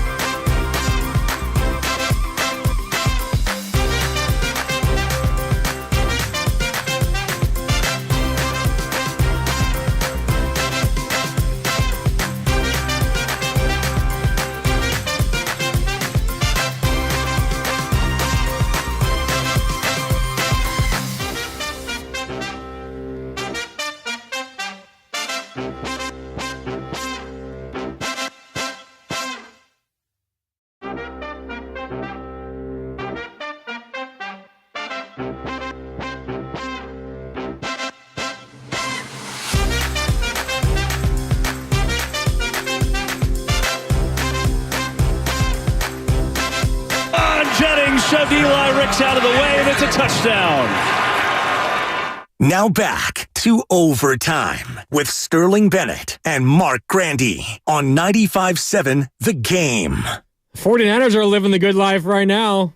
42-19, they knock off the Philadelphia Eagles. That highlight you just heard, courtesy of Fox, a Jawan Jennings 18-yard touchdown catch and run from Brock Purdy. Jawan Jennings, a handful of really important catches on third downs. He had 3 for 44. That touchdown, you just heard it, made it 35-13. Kind of put the game out of reach for Philadelphia at that point. Niners built a 22-point lead. They ultimately would win by 23 after the Eagles would score, miss a 2-point conversion, and then Deebo Samuel would put the finishing touches on the game with a 46-yard touchdown catch and run from Brock Purdy, who threw for 4 touchdowns in this game, 314 yards for the San Francisco 49ers quarterback. Welcome back to Overtime. It's Grandy and Sterling with you here on 95.7 The Game.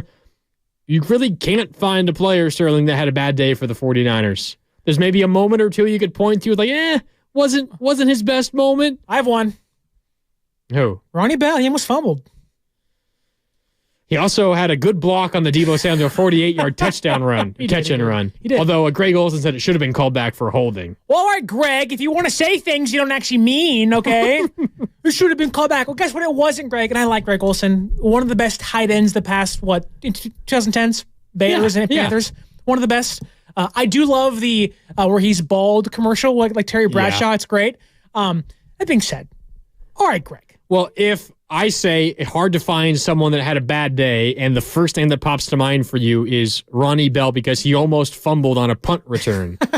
That tells you what kind of game it was for the Niners. 42-19. First of all, Ronnie Bell played what? Like 2 offensive snaps when in this Deebo game? had to get his face mask wiped off early in the game. He came in for a little bit. He was in on that Deebo touchdown run in the third quarter. He laid a block.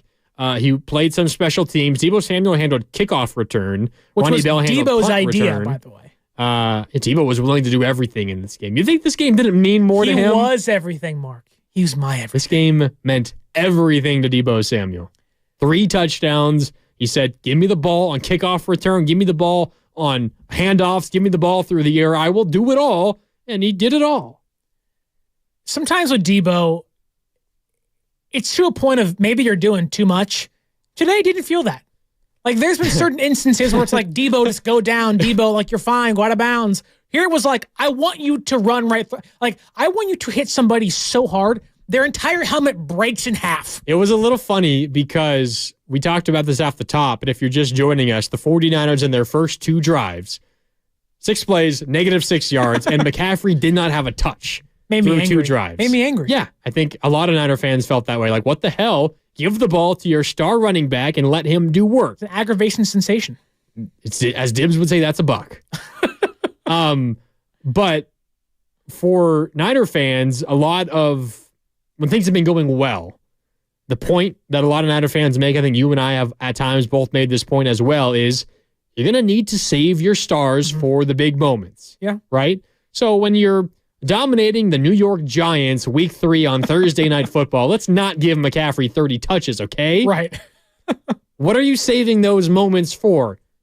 Games like this. Yeah. When you're taking on the Philadelphia Eagles on the road, if you lose, you're probably out of reach of the number 1 seed in the NFC. This is when you ride your horses. This is when you lean on them. And you didn't have a touch. Your star running back didn't throw 2 drives. Now, things obviously worked themselves out, but I have no problem with Deebo Samuel going up to Kyle Shanahan and the offensive staff and saying, hey, you need me today. Use me. I'll do everything that you need. These are the games when you do that. Now, next week, if you're dominating the Seahawks, okay, maybe you lay off a little bit. Next week, when you're taking on the Arizona Cardinals, okay, you don't need to ride your horses that much. But this is a moment, this is a week, this is a game where you might need it from those guys. So I don't have a problem with, not to the point of overuse, but feeding them time and time again, because you know you might not win this game without them. But even then, nobody touched the ball over 20 times in the game. McCaffrey had 20 touches that led the team. Deebo had 9 total, because you had 2 kick returns. True. Like, didn't think about nobody really was the bell cow. Nobody really was carrying the ball 25 times. In fact, you led the team with only 5 catches. And you could say that everybody's going to be fresh against Seattle next week. Like, this is a game where you win 42-19. Like, this game felt like the Dallas Cowboys game. Now, maybe there was more anger, more pent-up frustration of what happened last year. Like, the Dallas Cowboy game, you knew, it's the Dallas Cowboys. They have to prove to us they can hang with the San Francisco 49ers. The Niners team, the roster feels that way. Whereas the Eagles, you're like, no, you play every single player till the clock hits 0 because we want to annihilate them on all fronts. San Francisco did that. San Francisco at one point scored 21 unanswered points against the Philadelphia Eagles. Third and Juwan Jennings making a handful of great plays in this game, a massive touchdown, first touchdown of the year. Everybody was involved. Mark, Jordan Mason got carries. Sound the alarm. Sam Darnold got snaps. Oh, well, he had -1 yard on the ground. But yes, Sam Darnold doing what he does best, taking a knee, closing out games for the San Francisco 49ers. He's making a habit of it. 6th time this year? Something like that. It's like 4 of the first 5 games were that way. And this is the 5th one or 6th one. I have to check his game log. Give me a sec. Sam Darnold's getting... The fact that we have the privilege, the fact that we have... Stop it.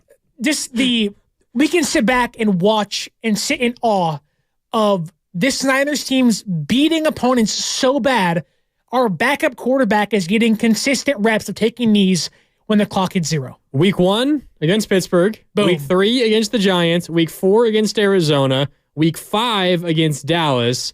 Jacksonville is what? Week 10? Week 10 against Jacksonville. That's 5. And then week 13 here today. Sam Darnold has gotten reps in 6 games.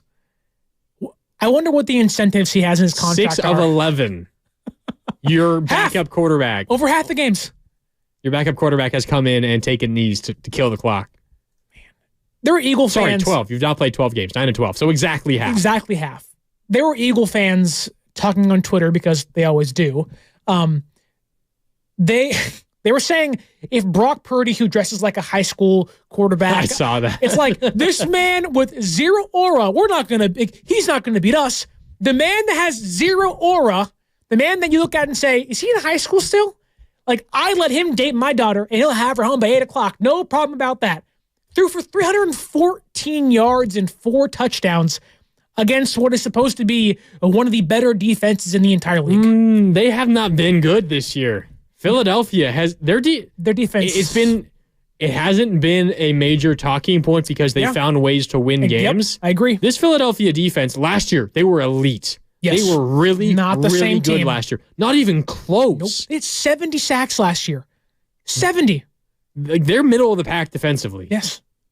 They're not very good defensively. The signs have been there all season that this is not nearly as good of a team. They find ways to win. They find ways to win, and they deserve the credit, all the credit in the world for that. But it's the offense. That's a skill. That's a talent. There are a lot of teams, I think Niner fans would argue maybe the Niners are one of them, that struggle at times in those close games.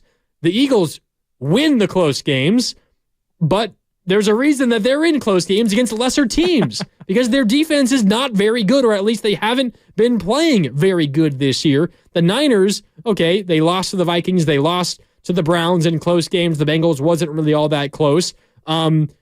They have maybe some issues when it gets down to the wire and they're coming from behind, and Shanahan's offense isn't designed to come from behind late, whatever stat you want to point to. But the Niners have more consistently put away worse teams. The Eagles have let a number of teams hang around. Just look at their schedule. They could have lost to the Patriots week 1. Yeah. They should have lost to the Commanders twice. They lost to the Jets. They lost to the Jets without Aaron Rodgers. Zach Wilson led Jets. Yeah, without Tim Boyle, without Trevor Siemian, with Zach freaking Wilson. The signs have been there all season. This is not the same Eagles team as last year. The conversation hasn't really made its way out, I think, on a national level because they've won. And they were 10-1 entering this game. But the conversation, Sterling, tomorrow on all the morning talk shows, and you'll probably hear it on our sister station, WIP in Philadelphia. I hope they cry. Uh-oh. Does this Eagles team have a problem? They're going to be the underdog. They're going to be the underdog in Dallas. Well, they wanted that. We love being the underdog. Well, you were the underdog today, and you got boat race 42-19. Honestly, my bold prediction, my hot take to begin the season was the Philadelphia Eagles are not winning the NFC East, and I'm sticking to it. I don't think they're winning the division. Still on Jared Goff for MVP, though? Yeah, that's not happening. Is it Brock Purdy now? Honestly, Brock Purdy he should be the betting favorite. Oh! He should be. This Eagles defense came in to games at home, at the Link, supposed to be so hard to play in, giving up an NFL worst 293 passing yards a game. Brock Purdy threw all over them. The fact that, and I get it didn't work early in the game, Shanahan was like, Brock Purdy, go out there and get me a dub. They passed the ball 6 or 5 of the 6 times. Deebo Samuel touched the ball once in their first 6 plays. McCaffrey didn't touch it once. Now, again, it wasn't working early, but from the get-go, Kyle Shanahan said, I don't care you tore your UCL here last year or 10 months ago in the playoffs. Go out there and lead this team to victory. When they got comfortable, Brock Purdy looked like the MVP. He looked like the better quarterback on the field. The fact that we're saying that here, that Brock Purdy looked better than Jalen Hurts in Hurts' own home, if you would have told me that a year ago, I would have said, nope, it's not going to happen. Look at Brock Purdy now. Looking better than Jalen Hurts, outplaying him. It wasn't that close. No. Brock Purdy, 4 touchdowns. Hurts only 2, one of them being a tush push. He don't got to do the work on that play. You just sit there and go, carry me, and it gets touchdowns. Well, I mean, it does help that he can squat like a bus. He don't do anything. He just sits there and goes, okay, take me to the goal line. Thanks. I mean, he drives his legs. Come on. He doesn't have to do anything. It's Jason Kelsey and Landon Dickerson and Cam Jurgens out there saying, come on, Jalen, get on our back. And he's like, okay, thanks. It's a glorified piggyback ride to the end zone. No, you're wrong. He's being carried for like 7 yards. Why doesn't every team do it? I'm not saying they aren't the best at it. I'm just saying he's not doing anything. He's not. All right, we can agree to disagree on that one, and we can get back to the calls. I think that is the Eagles' offensive line being so good at what they do. I think it's a combination of the offensive line and Jalen Hurts having a unique ability, unlike any other quarterback. I mean, the dude is like a running back. That's true. He is. Not today. He wasn't. He was not very good today. Yes, I agree with you. All right, let's go back to the phones. I promised we'd get to both Oscar and Dre. I also see Jose on the line as well. Let's get first to Oscar in Richmond. Oscar, what's up? You're on Overtime with Grandy and Sterling. Oscar, how does this Niners win make you feel? Oscar. Speechless. Hello. All right, going once, going twice. Goodbye, Oscar. Up next is Dre in Lemoore. Dre, what's up? You're on Overtime with Grandy and Sterling. How's this win make you feel, Dre? Makes me feel freaking fantastic. Yeah. We went in there and slobber knocked those guys. Well, not we, our Niners did. Let me give you guys good old JR. My takes. First quarter, I thought the lights were too bright. The stage was too big for Brock. I was like, man, I've been defending you all year, brother.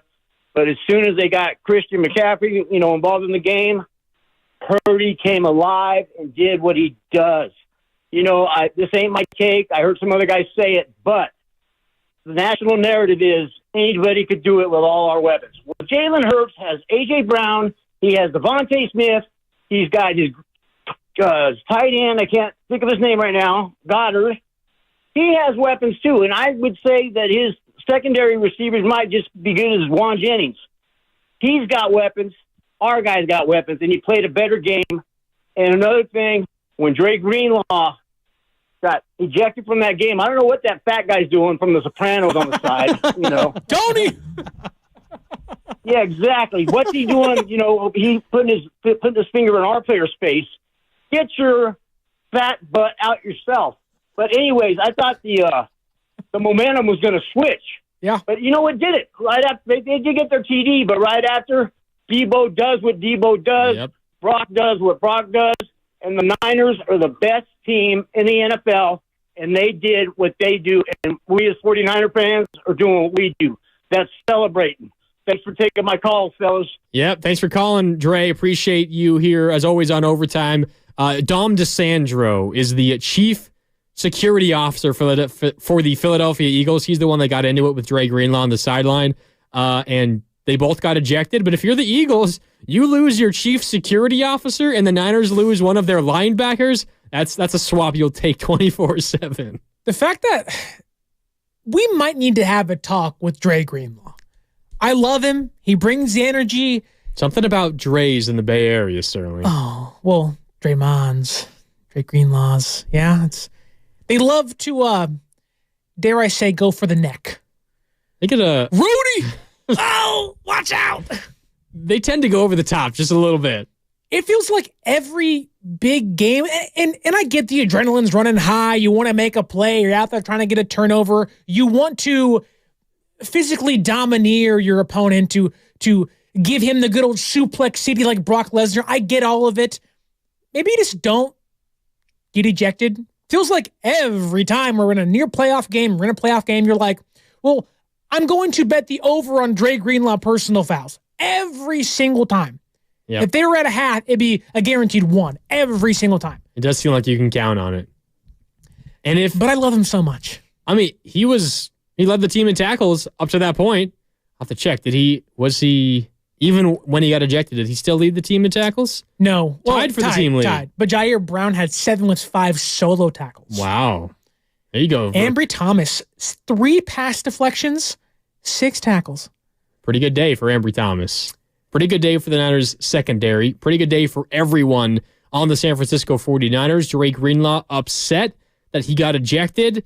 He got the personal foul, the late hit, the suplex of Devontae Smith, and then got into it with the Eagles sideline. Eagles sideline definitely kind of pushed him into it. They encouraged it. Oh, yes. But maybe I need the explanation. Why is the security guard that close to the field?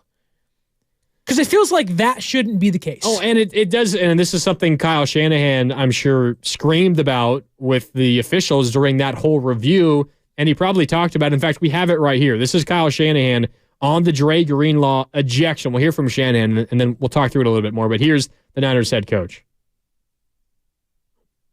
Hopefully I didn't embarrass myself too bad. I didn't get to see it all from where I'm at, but when I start hearing people explain it to me and stuff, and I just can't believe someone not involved in a football game can taunt our players like that and put their hands in our guy's face. And from what I was told, Dre did it back to him, and I was told that he kind of mashed him in the face a little bit, so he got ejected. But it was a very frustrating play. I got to watch it to have a true opinion on it, but I loved how we rallied after it. It does seem a little, I don't know, frustrating, and you can understand why the Niners would be upset that a non-player, Eagles personnel, or whether it's a coach or a security officer or whatever, but a non-Eagles player, but affiliated with the Eagles, can get in the face of an opposing player, and the resulting scrum is both of them being ejected. Only one ejection really affects the outcome of the game. Like, it does seem like the punishment wasn't quite equal to what the result of the crime was, which really wasn't all that much. It was just, a normal football scrum where guys pushing and shoving a little bit. How did their bench, as the 415 Ryan points out on the First NorCal Credit Union YouTube chat, how did the Eagles not get a penalty at all? Their bench not get a penalty? Like, I understand Greenlaw gets a penalty, you give him the roughness call or the 15-yard penalty, fine. Yeah. How does their bench, who did touch Dre Greenlaw as well, not get called for a penalty? Yeah, and it's not like Dre Greenlaw was well into the sideline. I think Dre was still on the field. At the very least, maybe he was straddling the sideline. Right, and the security guard walks on to the white of the sideline. It's like, dude. And gives Dre Greenlaw kind of a forearm push. He's trying to clear out space. You can understand it, but sure. You put your arm on an opposing player, you're going to get something back. I mean, there's very few NFL players who are going to take that from someone on the opposing sideline. Well, the NFL, I do think, should look into it a little bit. I'm not saying fire the guy or whatnot. I'm just saying that maybe there is a much more stricter regulation as to how close they can be. Because the last thing I want as an opposing team is somebody not involved in the game touching my player. Yeah. Like, I don't want Dre Greenlaw or anybody being touched by a security guard on the sideline. Otherwise, this is going to become strategy. Yeah. Have someone who's not important to the play-by-play, like to the actual game, not going to impact the game. Have someone get in the face of an opposing team, try to draw a reaction, both get ejected. You lose no one important to the outcome of the game, and the opposing team loses a potential star. It's the security goon. Go out there and get someone tossed out of the game. Yeah, I don't know. It's such a weird... Dom DeSandro. If that was going to happen in any game, it was going to be this one. That much history, that much frustration pent up, that much trash talk, and we're talking about a security guard touching an NFL player on the neck or chest area and getting ejected. And let's be clear, we're not at all defending the decision of Dre Greenlaw. No. Not a smart decision. I don't think it was worthy of an ejection.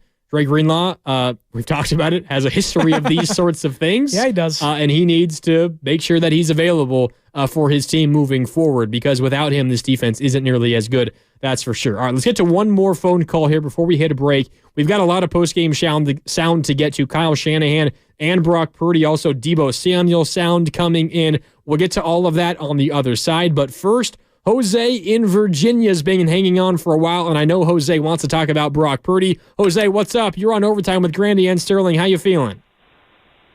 Hey, what's up, man? You guys, I'm happy, man. I knew the Eagles were flying high. I had a bunch of confidence that we were going to come in and clip their wings, bring them back to earth, and realize that they met some dogs. But I'm not going to lie, the first quarter was kind of spooky, and that's what I'm calling in about. Purdy was 0-4, and the rest of the game he was 19-23, 314 yards with 4 TDs, 0 interceptions. And what my point is for calling in today is about the MVP conversation that you guys had earlier.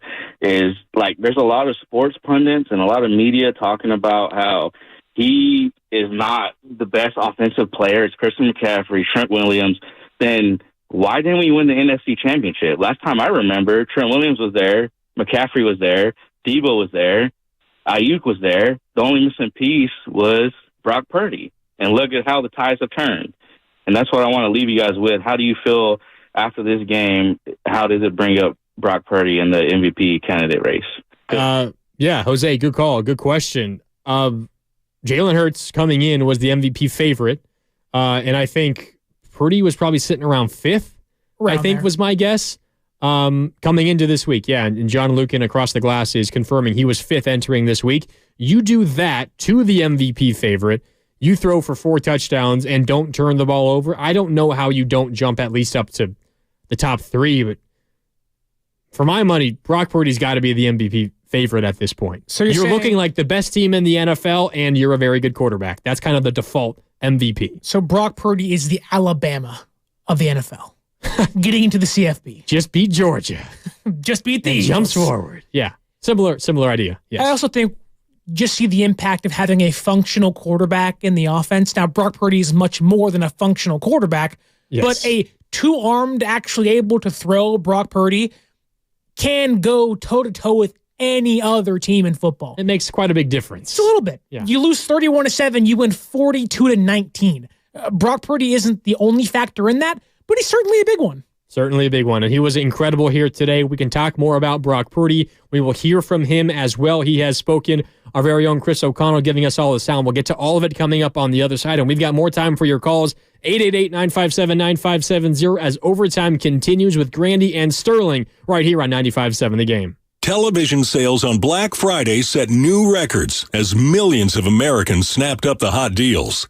But a lot of people were out of town or too busy to take advantage of the special pricing. So, how about a redo? Right now, you've got a second chance to save big on many of the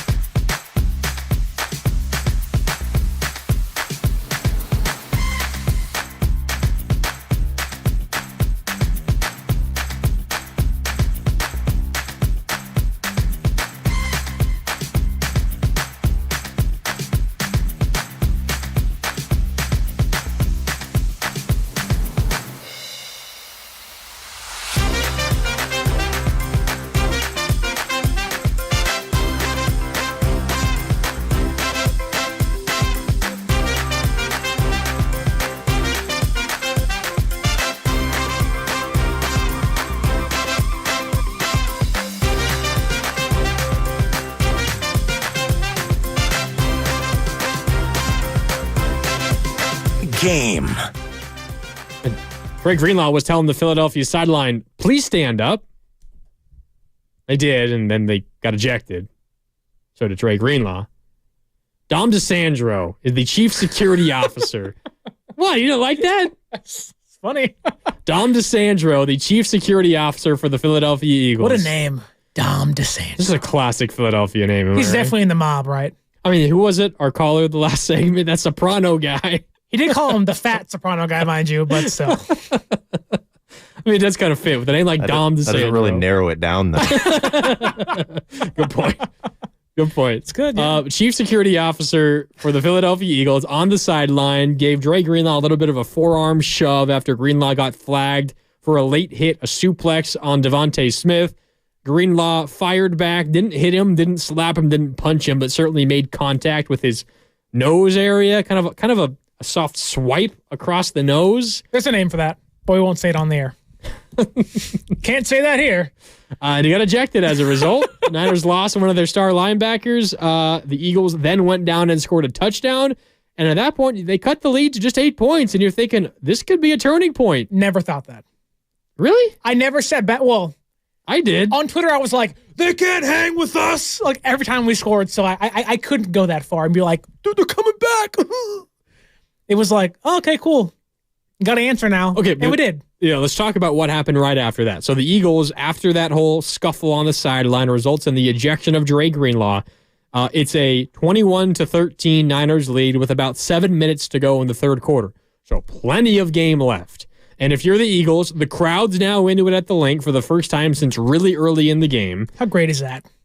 Crowd did nothing. You kept them quiet for the vast majority of this game, which was an incredible win for the Niners. It was the shush push. Ew. That was all right. Okay, fine, Mark. John weighing in from across the glass. Yeah, I'm with John on this one. But after that touchdown, it was an 8-point Niners lead, about 7 to go in the third quarter. And what happens on the Niners' first play of that next drive? Fletcher Cox sacks Brock Purdy.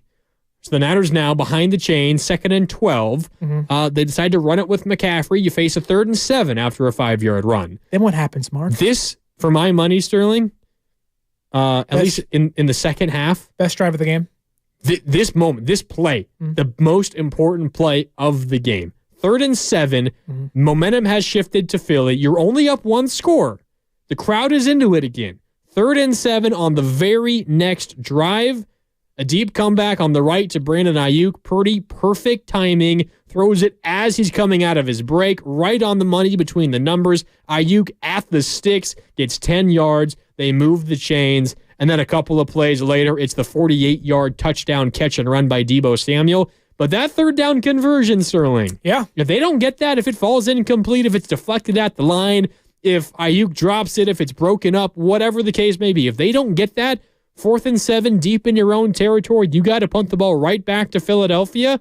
I don't care how great the Niners defense was playing. Philadelphia, with the momentum, give them a 3 and out. They get the ball right back, down 1 score. That changed the entire game. They very well could have gone down the field again, gotten a 2-point conversion, tied this game up, and this would have been an entirely different game going into the fourth quarter.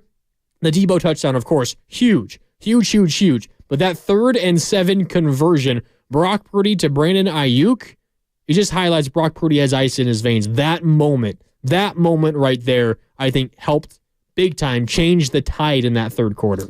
That is the difference of what you would consider a game manager in Brock Purdy. To those Eagles fans who think he's just a system quarterback, oh, my friend, I know James Harden might say he's the system. Brock Purdy's looking around saying, oh, I'm the system. What he's able to do for this offense in big moments, in pivotal plays, pivotal downs, 3rd and 7 at the Link, the crowd is roaring at you, getting in your face. They already had to go to a quiet count. They were using their foot as the counts. What they were able to do on the road today at that moment, where you're sitting back, I'm sure Brock Purdy, you would like to think he's sweating. I have to get the first down. He's sitting back saying, oh, I've done this plenty of times. I'm not worried. I'm not stressed. And to give the Eagles credit, we all knew, I don't care if you're an Eagles fan, a Niner fan, behind the glass, in the booth, you all knew. San Francisco was going to have to withstand an Eagles second half push. They tried. It happened for a moment. It happened, and what did San Francisco do? The first team all year to withstand and push back. San Francisco, Brock Purdy, the very next drive, goes down the field, third down, completion to Ayuk for a first down, a big 16-yard Chris McCaffrey run. Then the final play of the drive, a 48-yard touchdown to Deebo Samuel. He answered the call, essentially making Philadelphia's touchdown null and void and putting them back up by 15. Yep, and maybe even more so than the throws, the moments. I just highlighted that 3rd and 7 conversion, a number of really great throws. There wasn't like the beautiful deep down the field ball, like the Ayuk touchdown on Thanksgiving night against Seattle. There wasn't really any of those in this game, but there were a number of really nice throws in the key moments that Purdy made. But for me, maybe more impressive than the physical aspects of the game, the throws, the stats, the touchdowns, all the numbers. I'm just impressed by his mindset and his poise. And Brock Purdy, after the game, was asked about kind of all the noise around him. You're returning to the building, the stadium where you tore your UCL last year. There's all this trash talk going on between the Niners and the Eagles. Brock being able to just ignore all of that and focus on the job he has to do.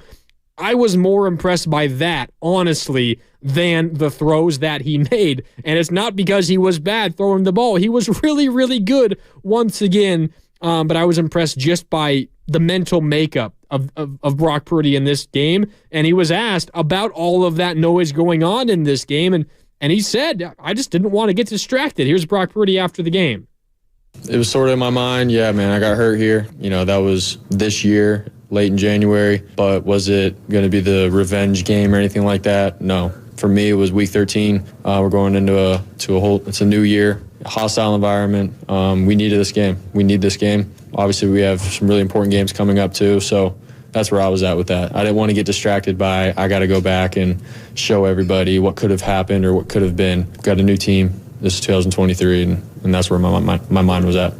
He's all business, Sterling. He doesn't care about the storylines. He doesn't care about what happened last year. He has a job to do. He's not going to let anything distract him from accomplishing that job, and he passed today.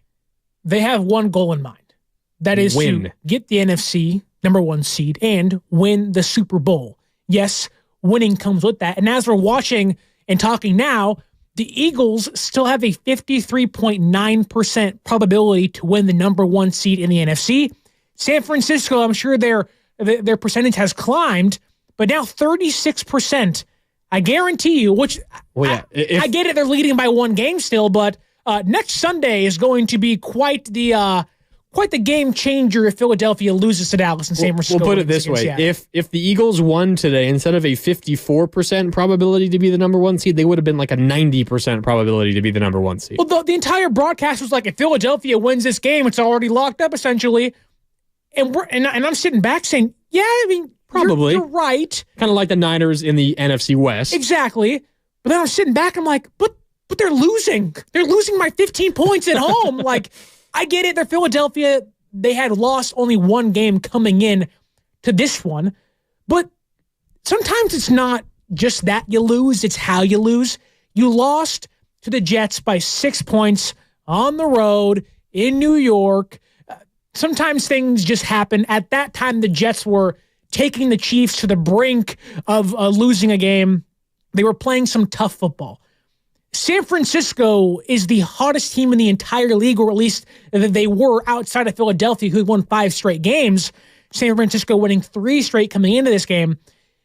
This game wasn't just a loss. This was humiliation at the utmost top of what you would consider that.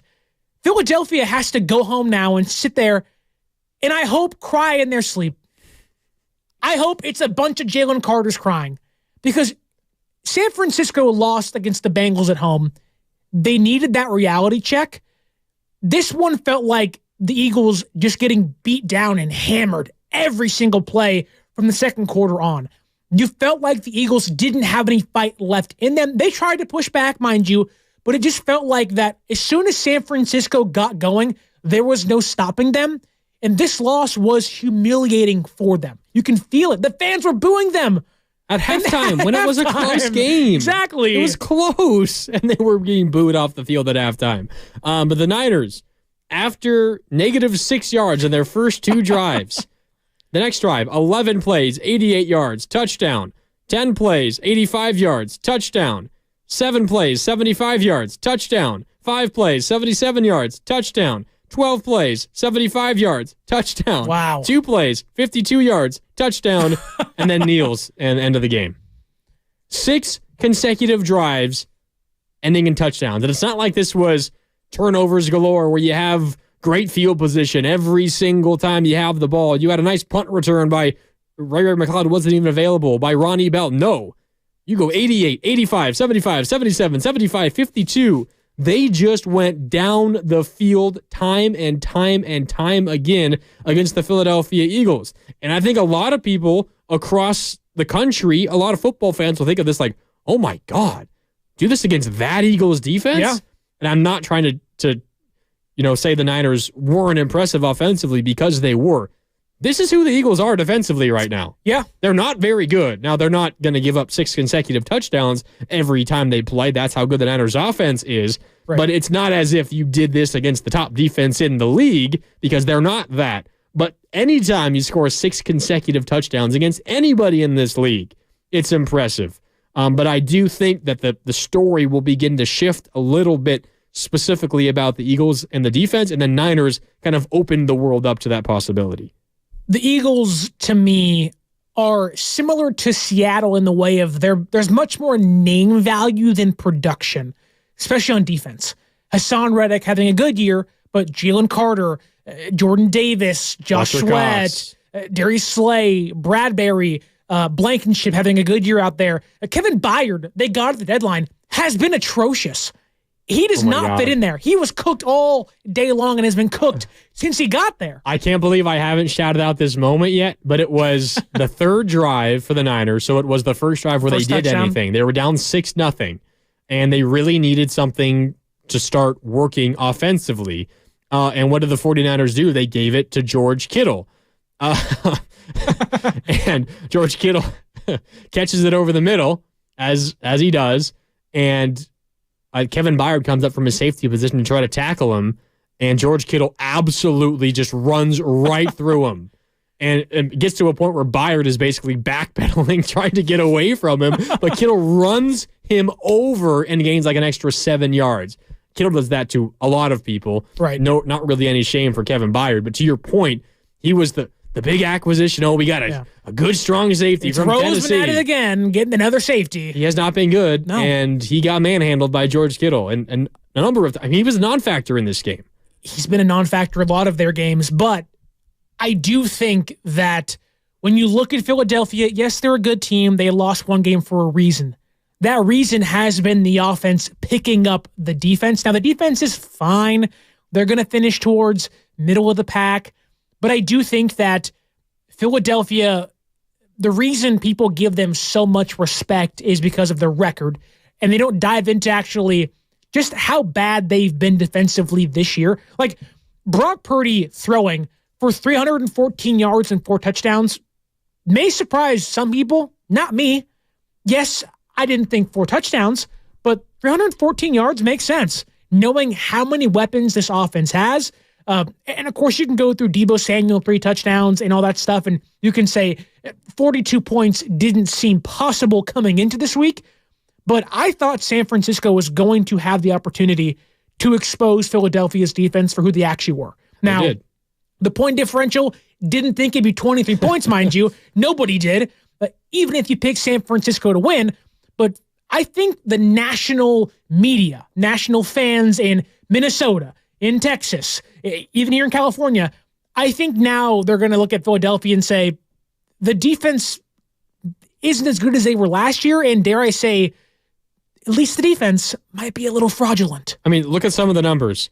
The New England Patriots, who cannot score at all, they did not score today. Yes. 0, no, a different quarterback. Mac Jones is no longer playing. They even have a quarterback. You would think Malik Cunningham. Maybe they would be better without Mac Jones. That's how bad he's been. The Patriots put up 20 points against them earlier this season. Yeah. Let's see. The Minnesota Vikings put up 28. Okay, that's a respectable number. That was Minnesota, with Kirk Cousins. That was. Minnesota has a pretty good offense. The Washington Commanders have twice put up 31 points on this Took them to overtime defense. once as well. Lost both times, but they put 31 points on them both times. The New York Jets scored 20 points on this defense. The Jets cannot score to save their life. Their defense does more scoring than their offense. Yeah. 20 points the Jets scored against them. Kansas City, 17. That was a better defensive performance. Buffalo put up 34 against this team. They have their best defensive performance by far, Miami. The Dolphins only scored 17 against them. That was far and away their best defensive performance for Philadelphia. But for the most part, it has been an ugly defensive season for the Philadelphia Eagles. And the Niners expose that big time. Now, can they adjust? Can they figure things out? Sure. They have Dallas next week, Seattle following that, and then they have a couple of cupcakes, New York, Arizona, New York, to close the regular season. Right. So they might figure things out by the time the postseason comes around. But I'm telling you, the writing was on the wall about this Eagles defense before today. I didn't expect 42. I was thinking high 20s, low 30s. I didn't expect 42, but you put up 30 on this team. That's still pretty impressive considering what they were last year. But really, I think the math about this team and them being the far and away the favorites in the NFC, I think it is changing just a little bit. And Kyle Shanahan was talking about early in the game and how kind of the defense saved them by limiting the Eagles' offense to those field goals, allowing the Niners' offense to then get in a rhythm and score touchdowns on 6 consecutive possessions. Here's Kyle Shanahan. That was huge. I mean, just for us to not really feel like we were getting going with some of the mistakes that we made and to watch them get going with some of the explosives they made and just moving the ball pretty well. But it was huge to hold up to 2 field goals. And despite all that, the third possession we got the ball. They scored twice, but we were only down 6. And we just got one drive together and got the lead back. So it was a huge deal and a very good feeling. That's kind of how games like this turn, right? The Niners had 1 scoring drive in their first 3 drives. The Eagles had 2 scoring drives in their first 3 drives, but the Niners had a lead. The Niners, and I was sitting on my couch with my father and my mother, and she was sleeping, mind you. But my dad was like, "How could she be sleeping through this?" She doesn't like football. She's just like, "You guys watch football?" And my dad was like, "You can go to the other room if you don't want to be in the room with us yelling and screaming." She was like, "If you guys can just be quiet for 1 second." Yeah. Sorry, Mom. We're not going to be quiet. We can't do it. But my dad was like, "What's going on? We can't score any points. What's going on?" I go, "All we need is 1. Then don't break defense. All you got to do is go out there and score 1 touchdown, and you have the lead." It felt like San Francisco in that moment, I don't want to say had a reality check, but you can tell they kind of sat back and said, it's only 6 points. The Philadelphia Eagles defense is not good. We have the game plan to beat them.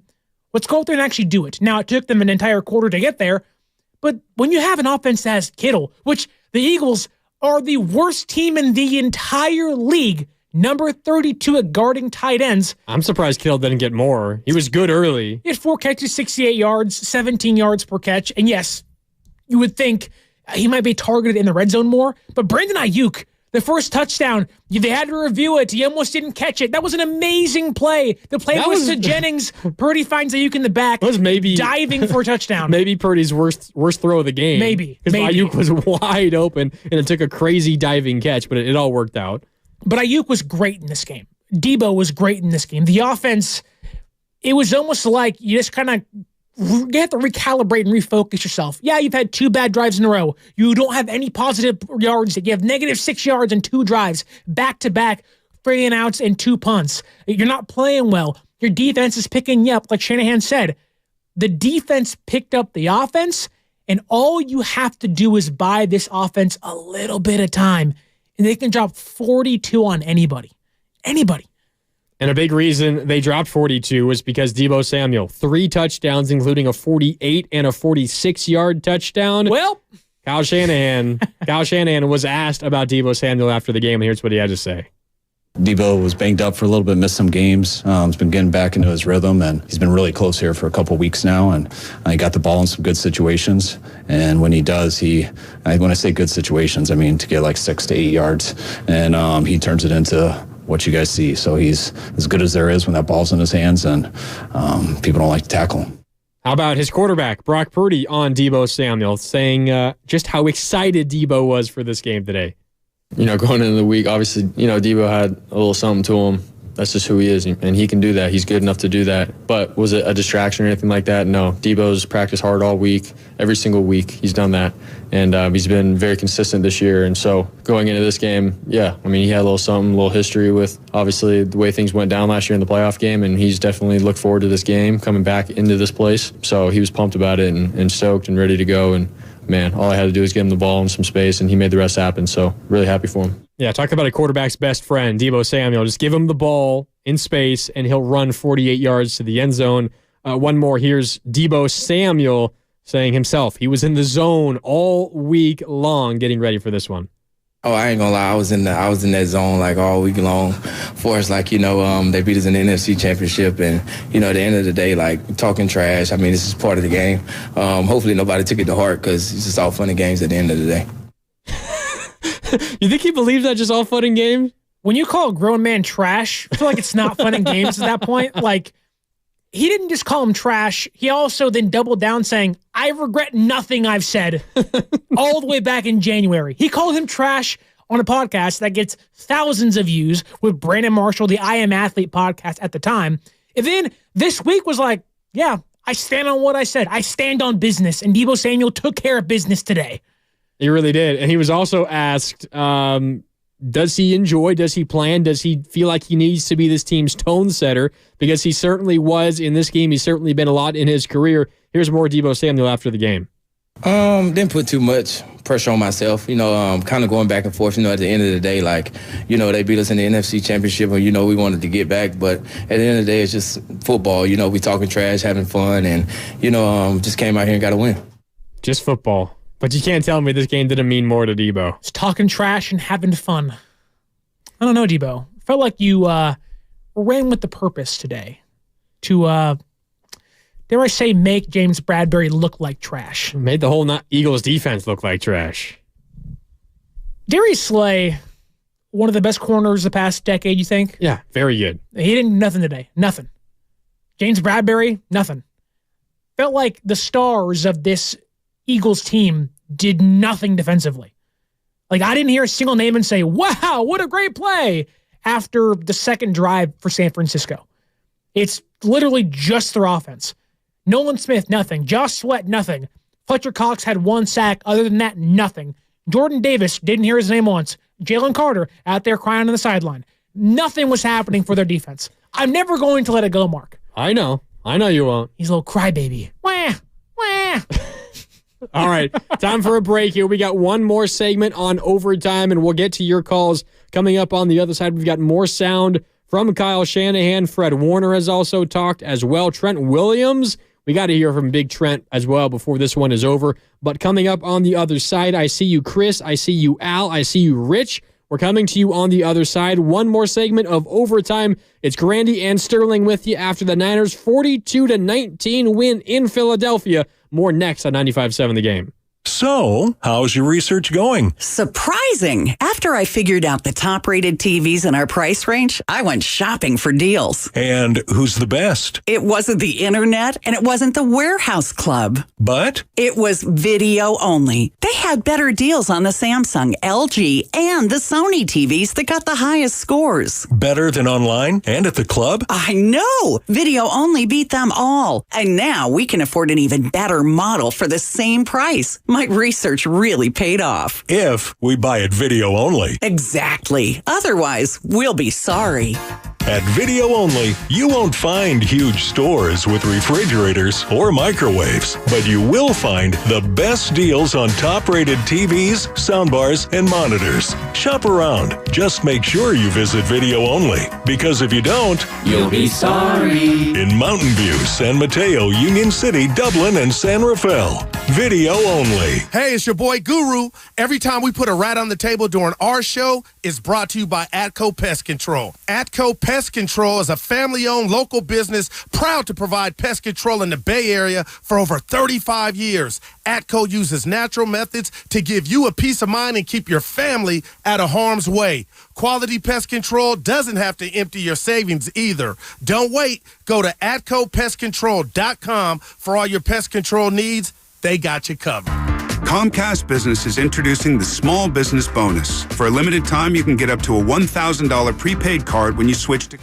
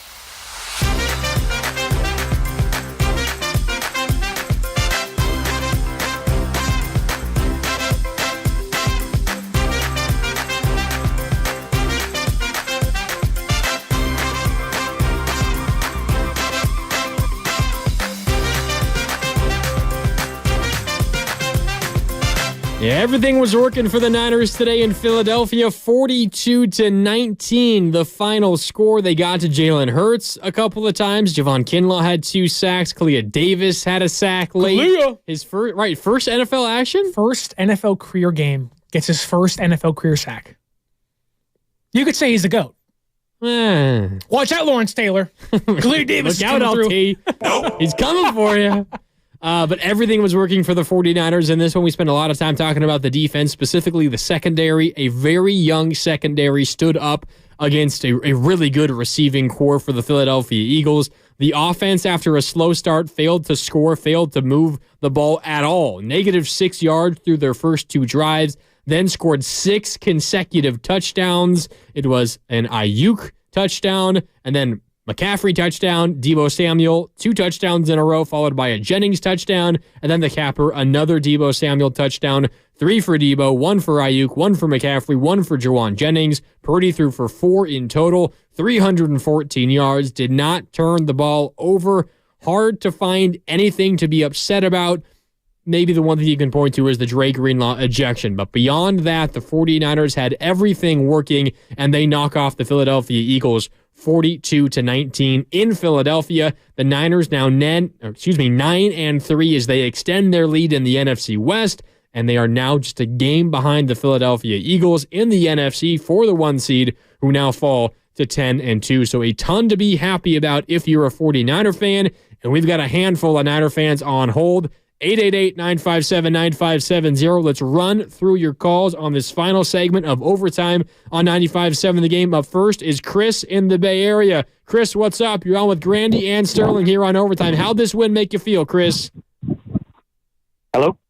Hey, Chris, how you doing? Hello? Hey, good. How are you? Look, I was born and raised in the Bay Area, so, of course, naturally I'm a 49ers fan, but I just think, relative to, previous coaches and other seasons, I just think Kyle Shanahan, I think his policies have been really working for the 49ers. I just think, his emphasis on taking defense seriously, just, buying the offense, like he said in his interview, just buying the offense just a little bit of time, it can be seen in, the performance in the recent game, Deebo taking those 2-point conversions deep in the field and, deep up my ass. Okay. Pause. I think the caller's point before the end there does stand. I don't know how you feel, Sterling, but I thought it was a fantastic Kyle Shanahan game. What Kyle Shanahan was able to do and make an Eagles defense that was in the Super Bowl last year, minus a couple players, minus Devon Hargrave being the big one, made him look foolish. He made him look like they shouldn't be on the field. Can I focus on the first touchdown play? Yeah. The Ayuk diving touchdown catch. Do you do the Ayuk celebration? The Ayuk. You do that? Okay. No, I don't do that. I do that in my house. Yeah? Yeah. You have a lot of fun with that? By myself, yeah. Your mom probably does not enjoy that. She goes, she goes, can you please stop? And you say, no, Mom, I can't. I go, no, I can't. Okay, so anyway, 3rd and 2 for the 49ers, and they're deep down in the red zone. I think they're probably at like the 5-yard line. And they run Deebo Samuel. He lines up first on the right side of the formation. The motion. Comes across in motion from right to left. And then as he gets Purdy's out of the shotgun, as he runs past Purdy, he then kind of reverses and runs a loop around Purdy, runs around him, behind him, right? Yeah. And then you also have Ayuk coming in motion from the left over to the right. So they kind of like swap spots almost, but then Deebo kind of follows him. And they fake the handoff to Deebo Samuel, and then they roll out Brock Purdy to the left. So they fake it out to Deebo going to the right as he's kind of running a sweeping motion, and they fake it to him, and then they roll Purdy out to the left. And I would imagine that the first target was Juwan Jennings in the flat, and that play works most of the time, but it was covered up. The Eagles actually did a great job covering up the number one option. Congratulations. But Kyle Shanahan is so genius at drawing up these plays. The not first option, probably the second option, Ayuk, is wide open in the back of the end zone. So even when the Philadelphia Eagles maybe have an idea of what Shanahan is drawing up and they take away the first option, the second option is still wide freaking open in the back of the end zone. It should have been an easy touchdown. It wasn't the best throw by Purdy. Ayuk had to dive and catch it, and there was a review. Maybe the ball hit the ground and kind of bounced away for a moment. It was called a touchdown. The Niners took a 7-6 lead early in that second quarter, but just the play design, the creative motion to confuse the defense and to get someone wide open in the end zone, Kyle Shanahan was phenomenal today, and that was just one of many creative plays, creative motions, creative designs that I can bring up. That one stood out to me. I thought Shanahan was phenomenal today. I was sitting there, and they cut to him on the broadcast, and whenever you see Shanahan in the red zone, you're like, as soon as they score, because he knows they're going to score, it's going to be one of these, and then right back to business. Saw it happen, saw the hands go up, score, he went fist bump, and right back to business, right back to the next play.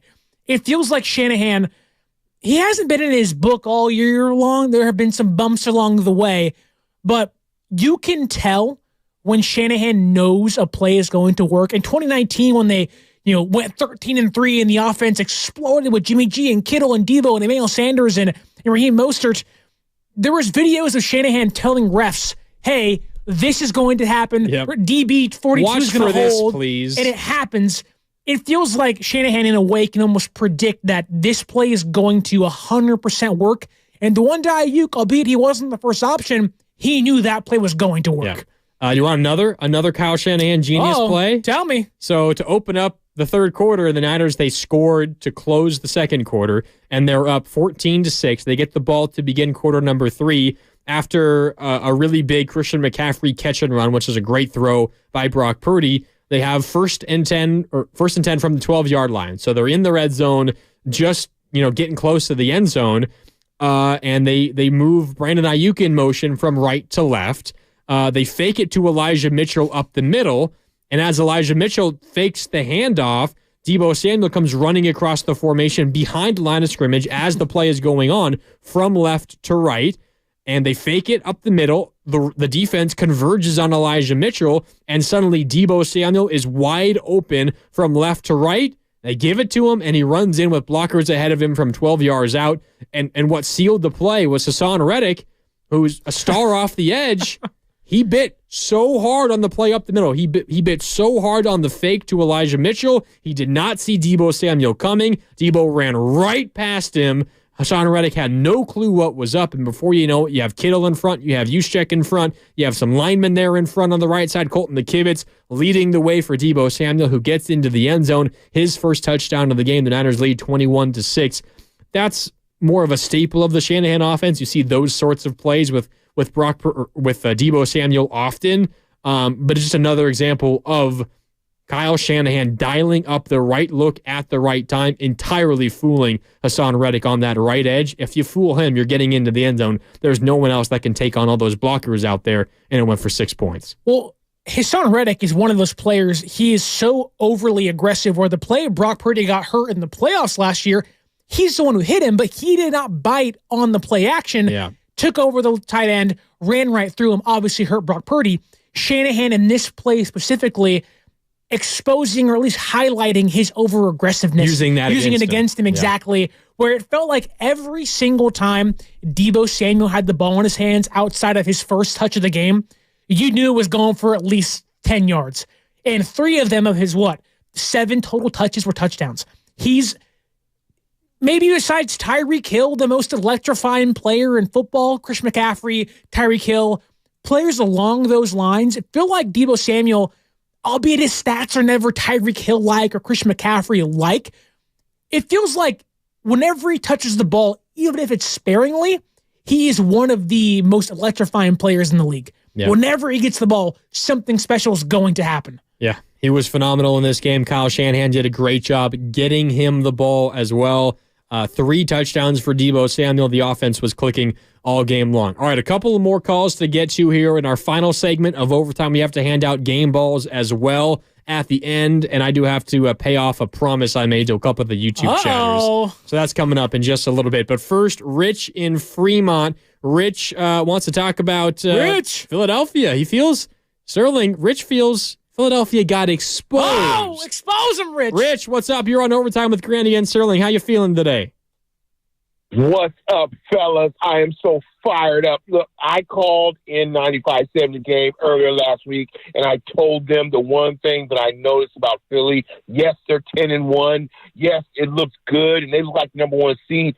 The problem is they have not played a stellar defense yet. Okay? And guess what? Today, they played a stellar defense in San Francisco. And, what happens? All of a sudden, hey, Hurts can't deliver the ball. And, all of a sudden, now, you can't run the football. Guess what? I had a girl in my complex in Fremont. Her name was Samantha. She had on her George Kittle jersey, and she had her gold chain, and she had the hurt for San Francisco. And she said, Richard? I said, yeah, we're going to win. I was like, wow, really? And so at the end of the day, I'm sorry. Hey, shout out to Ambry Thomas. Oh, my God. That was pure insurance today. Pure insurance. Because Ambry had those receivers covered. Okay? That was just pure insurance. So at the end of the day, Philly, a good team, but against a stellar defense, not so good. Thanks, guys. Yeah, thanks, Rich. And shout out Rich. Shout out Samantha as well. Oh, good call. Good call, Rich. Rich got me fired up again. Rich is having a great day. Yeah. Just like the Niners, 42-19, the final score. Good call from Rich as always. We always appreciate him tuning into overtime here on 95.7 The Game. You want to hear from Nick Bosa? Do we? You want to hear from Trent Williams? Who would you rather hear? You want to hear from Fred Warner? I want to hear from the man that literally nearly killed an Eagles player in the playoffs last year. Give me Trent Williams. All right, Trent Williams. Well, actually, it's Trent Williams. Trent Williams. Here he is talking about their quarterback, Brock Purdy, who they did not have the last time they played here in Philadelphia. I had full confidence that we would have this type of game from the jump. You know, we got a quarterback, so it made it a lot easier this time. Got a quarterback. Not last time. Got a quarterback this time. The Josh Johnson disrespect from Trent Williams. Come on. Christian McCaffrey took a couple of snaps at quarterback in the NFC Championship game. Come on, Trent. Christian McCaffrey almost single-handedly led them to a tie game in that playoff game last year. That touchdown run in the NFC title game? Best play of his career? Oh, my God. Certainly up there. But just, I was so tired of hearing Eagle fans say it wouldn't have mattered. And I get it. Have confidence in your team. Stand on your business, right?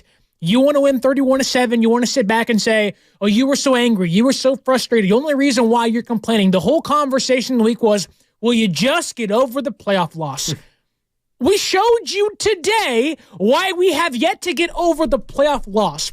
We as a fan base, we as a team in San Francisco, the Niners themselves, well, yes, they have moved on to this season. They did not forget. They proved today, I get it, a little bit different teams, different situations, entirely different game, but they proved today, had they had Brock Purdy, may not have won that game, but it would have been a lot closer. And when you win 42-19, it lends me to believe, I'm sure as most fans also do, that San Francisco would have likely also won that playoff game back in January. I know you didn't want to hear from Nick Bosa. We're going to hear from Nick Bosa because he said Niners went on some payback after that NFC Championship game last year. It means a lot. Obviously, we wanted some payback. We tried not to think too much about last year, but we knew we could match up with them more than that. So I think we proved a good point. Obviously, we might have to do it again against them. They're a really good team, and I just have so much confidence in everybody. And I think the unselfishness throughout the entire team on offense and defense. Nobody needs to be the guy. There's 20 guys who could be the guy, and it just depends when your moment comes that you're ready for it. Nick Bosa, it means a lot. Payback, baby. Payback. Seems like, it's easy now to come back and talk after the 42-19 win. I'm sure the Niners did feel this way. Most NFL teams probably feel this way going into games. It does seem like the confidence emanating out of the Niners locker room, they felt like they had this. They felt like this was going to be a win. It made me a little worried because it felt like everybody but Philadelphia was picking San Francisco. And so you sit back and you're like, am I falling into a trap here being this confident in my team? Are the Niners falling into a trap, although they're playing one of the best teams in the league record-wise, the best in the league record-wise? Is this a trap game in the context of everyone's picking San Francisco? But then you watch the game unfold and you're like, there's a reason why they were favorites. Yeah, this makes sense. There's a reason why everybody was picking San Francisco. At this point in the season, they are clearly the better team. That may not happen come playoff time. Wouldn't have been the case a month ago. But at this moment, in Week 13, at the link, San Francisco was the better team. And because of that, they put themselves in positions to be one game behind Philadelphia for the NFC number 1 seed. But also, they put themselves in a position where if they have to go back to the link this year, I'm really not that worried at all. We've done it before. We'll do it again. I have a question for you. So the Niners opened this season 5-0. Yep. World beaters, just dominating everyone. The Week 5 win was the 42-10 win against, at the time, the best defense in the NFL, right? Frauds. We're Cowboy fans next week. You know that, right? Are we, though? You want the Cowboys to beat the Eagles. 100% you want that. No. I don't want the Cowboys to beat the Eagles. I want the Eagles to lose to the Cowboys. Semantics. Okay. All I'm saying is Dak Prescott can have 0 touchdowns for all I care, win by a field goal. Okay, yeah, that's fine. It doesn't matter how it happens. But Niner fans should want the Cowboys to win next week. Guru's best week of the year. You're right. Guru is so happy right now. Anyway, so you're 5-0. You're on top of the world. You're blowing out everyone. Good teams, bad teams, doesn't matter. You're dominating everybody. And then you kind of lose your focus a little bit, and you lose 3 straight games. Yeah. To not bad teams, but to less than. Wild card teams, minus the Bengals now. The Bengals, yeah. I mean, at that time, they were looking like one of the better teams in the league. That's the one that's most forgivable of that group of 3. And then after the bye, you come out, now you've won 4 consecutive games. All have been pretty dominant. 3 of them have been really, really dominant, but they've all been 2-score games, right? What's keeping the 49ers from avoiding a similar loss of focus? They won 5 in a row. Yeah. They lost 3 in a row, and they look like an entirely different team. And I know everyone will point to injuries to Deebo and Trent that obviously had a big impact on it. But it just felt like a loss of focus, a loss of, I don't know exactly how to describe it. And they lost 3 in a row, and now they've come back and they've won 4 consecutive games. If you're a Niner fan, are you at all worried about that trend? Or is it just as simple as health, and that's going to take care of everything for the 49ers? Or was there something to, this team was flying high, we're on top of the world, we can beat anyone, and then you kind of maybe take some opponents not as seriously as you had in the past? The situations are so different because you're not beating Dallas 42-10 with your starters getting rest and then going to Cleveland and then going to Minnesota. You're now playing, and you're back home playing the Seattle Seahawks with really a chance to lock the division up now. If you win this week, the division's over. It's done, exactly. Unless the Rams do their thing, which they won today, but I don't think they're a contender at all. But you now have something on the line next week, something to play for outside of a win. You have the NFC West division, the easiest way, which we all would pick them to win it, but it's the easiest way to solidify your chance to get into the dance. That rhymed, I'm sorry. But winning next week will get you into the playoffs. You have something to play for. They didn't have that against Cleveland or Minnesota.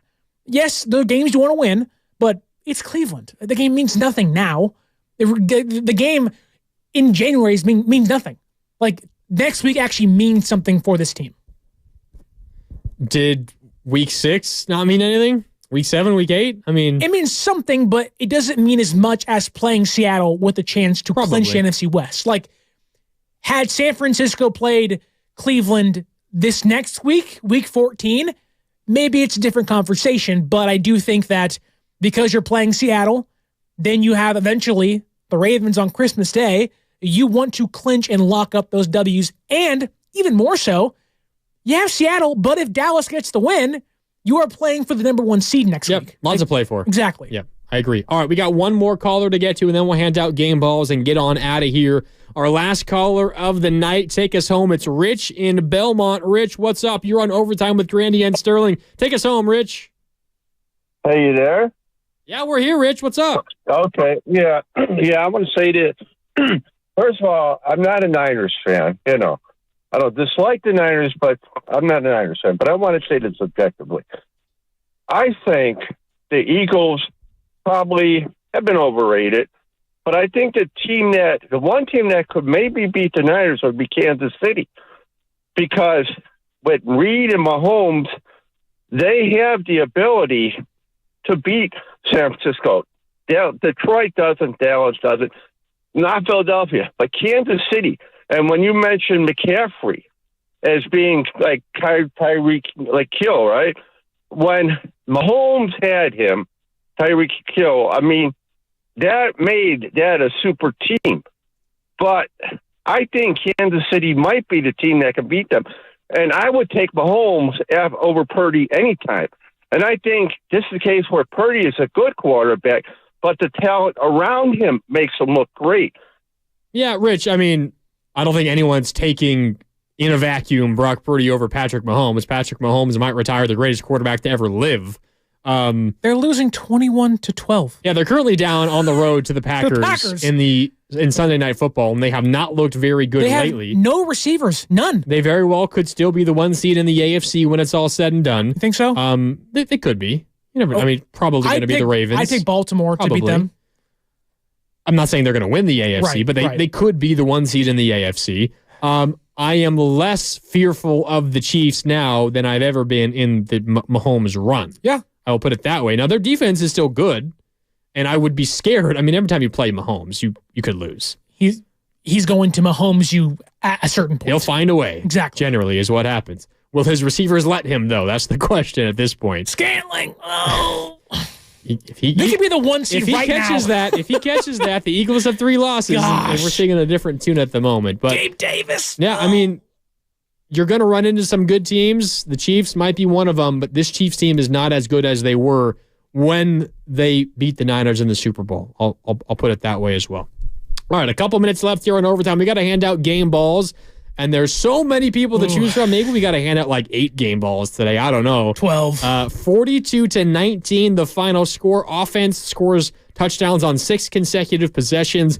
The defense didn't force a turnover, but were very good in their own right, especially after the first quarter. Sterling, I'll let you go first. Who's your first game ball going to tonight? The easy one is Deebo Samuel. I'm assuming if it wasn't going to be me, it'd be you picking him. I'm going to pick Brock Purdy, though. Going back to a place where you're going to pick Deebo. Nah.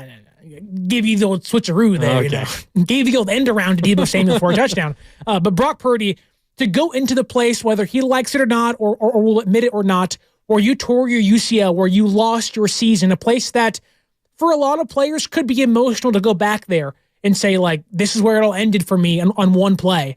To go out there with no fear, no hesitation, and drop 4 touchdowns over 300 yards and outplay the current MVP favorite, that has to get my first game ball. What he was able to do today feels like most other teams have not been able to do. Most quarterbacks, likely of his stature, of the quote-unquote game manager system quarterback, have not been able to do. He gets my first game ball. Yep, I can't be upset with that pick. Brock Purdy definitely deserving. I guess I'll just take the easy one. Deebo Samuel, 4 catches, 116 yards, 2 touchdowns. Also on the ground, 3 carries for 22 yards and another touchdown. His 2 touchdowns through the air, 48 yards and 46 yards. He made the Eagles defense look silly all game long. 3 touchdowns in this game, well over 100 all-purpose yards. He was incredible. His best game of the season, one of the better games Deebo Samuel has had in his career, and there's a ton to choose from. This game clearly meant more to him, and he stood up. He was incredible in this one. He gets a very obvious game ball from me. Want to go to the defense now? Sure, go ahead. I'm going to give it to Ambry Thomas. Okay. Ambry Thomas today, only 6 tackles, tied for second on the entire team. 3 pass deflections, part of the duo that held Devontae Smith, although he had 1 touchdown on the day. Kind of a garbage time touchdown. 9 catches, 96 yards. Box score looks pretty good. Fantasy, I'm sure he had a nice day, but overall, when your secondary locks down Brown and Smith, holds them to, albeit a combined 17 catches over 200 yards, you sit back and say, that's kind of bad, right? When you throw the ball 45 times. It does, exactly. When you throw the ball 45 times, those stats go down. The way you see them go down. And I do think Ambry Thomas, maybe it's because of what he's shown last year where he was just awful, didn't start this year. He has played so great the past 4 weeks, being this team's starting outside cornerback opposite Mooney Ward. He gets my second game ball of the night. All right, I'm going to stick on the offense. I think McCaffrey's an obvious one, but I'm going to go to George Kittle. Didn't have the best day in terms of numbers. 4 catches for 68 yards, but all of those catches were in the first half, and he was the spark that got the 49ers going in the first half. First 2 drives, -6 yards total in those first 2 drives. It was George Kittle that got the Niners in scoring position on both their scoring drives in the second quarter. He did not find the end zone, but without him, Sterling, the Niners probably go 3 and out, 3 consecutive drives, and who knows how the game goes after that. So George Kittle was the spark the Niners needed to get going offensively, and I think as a result, he's deserving of a game ball.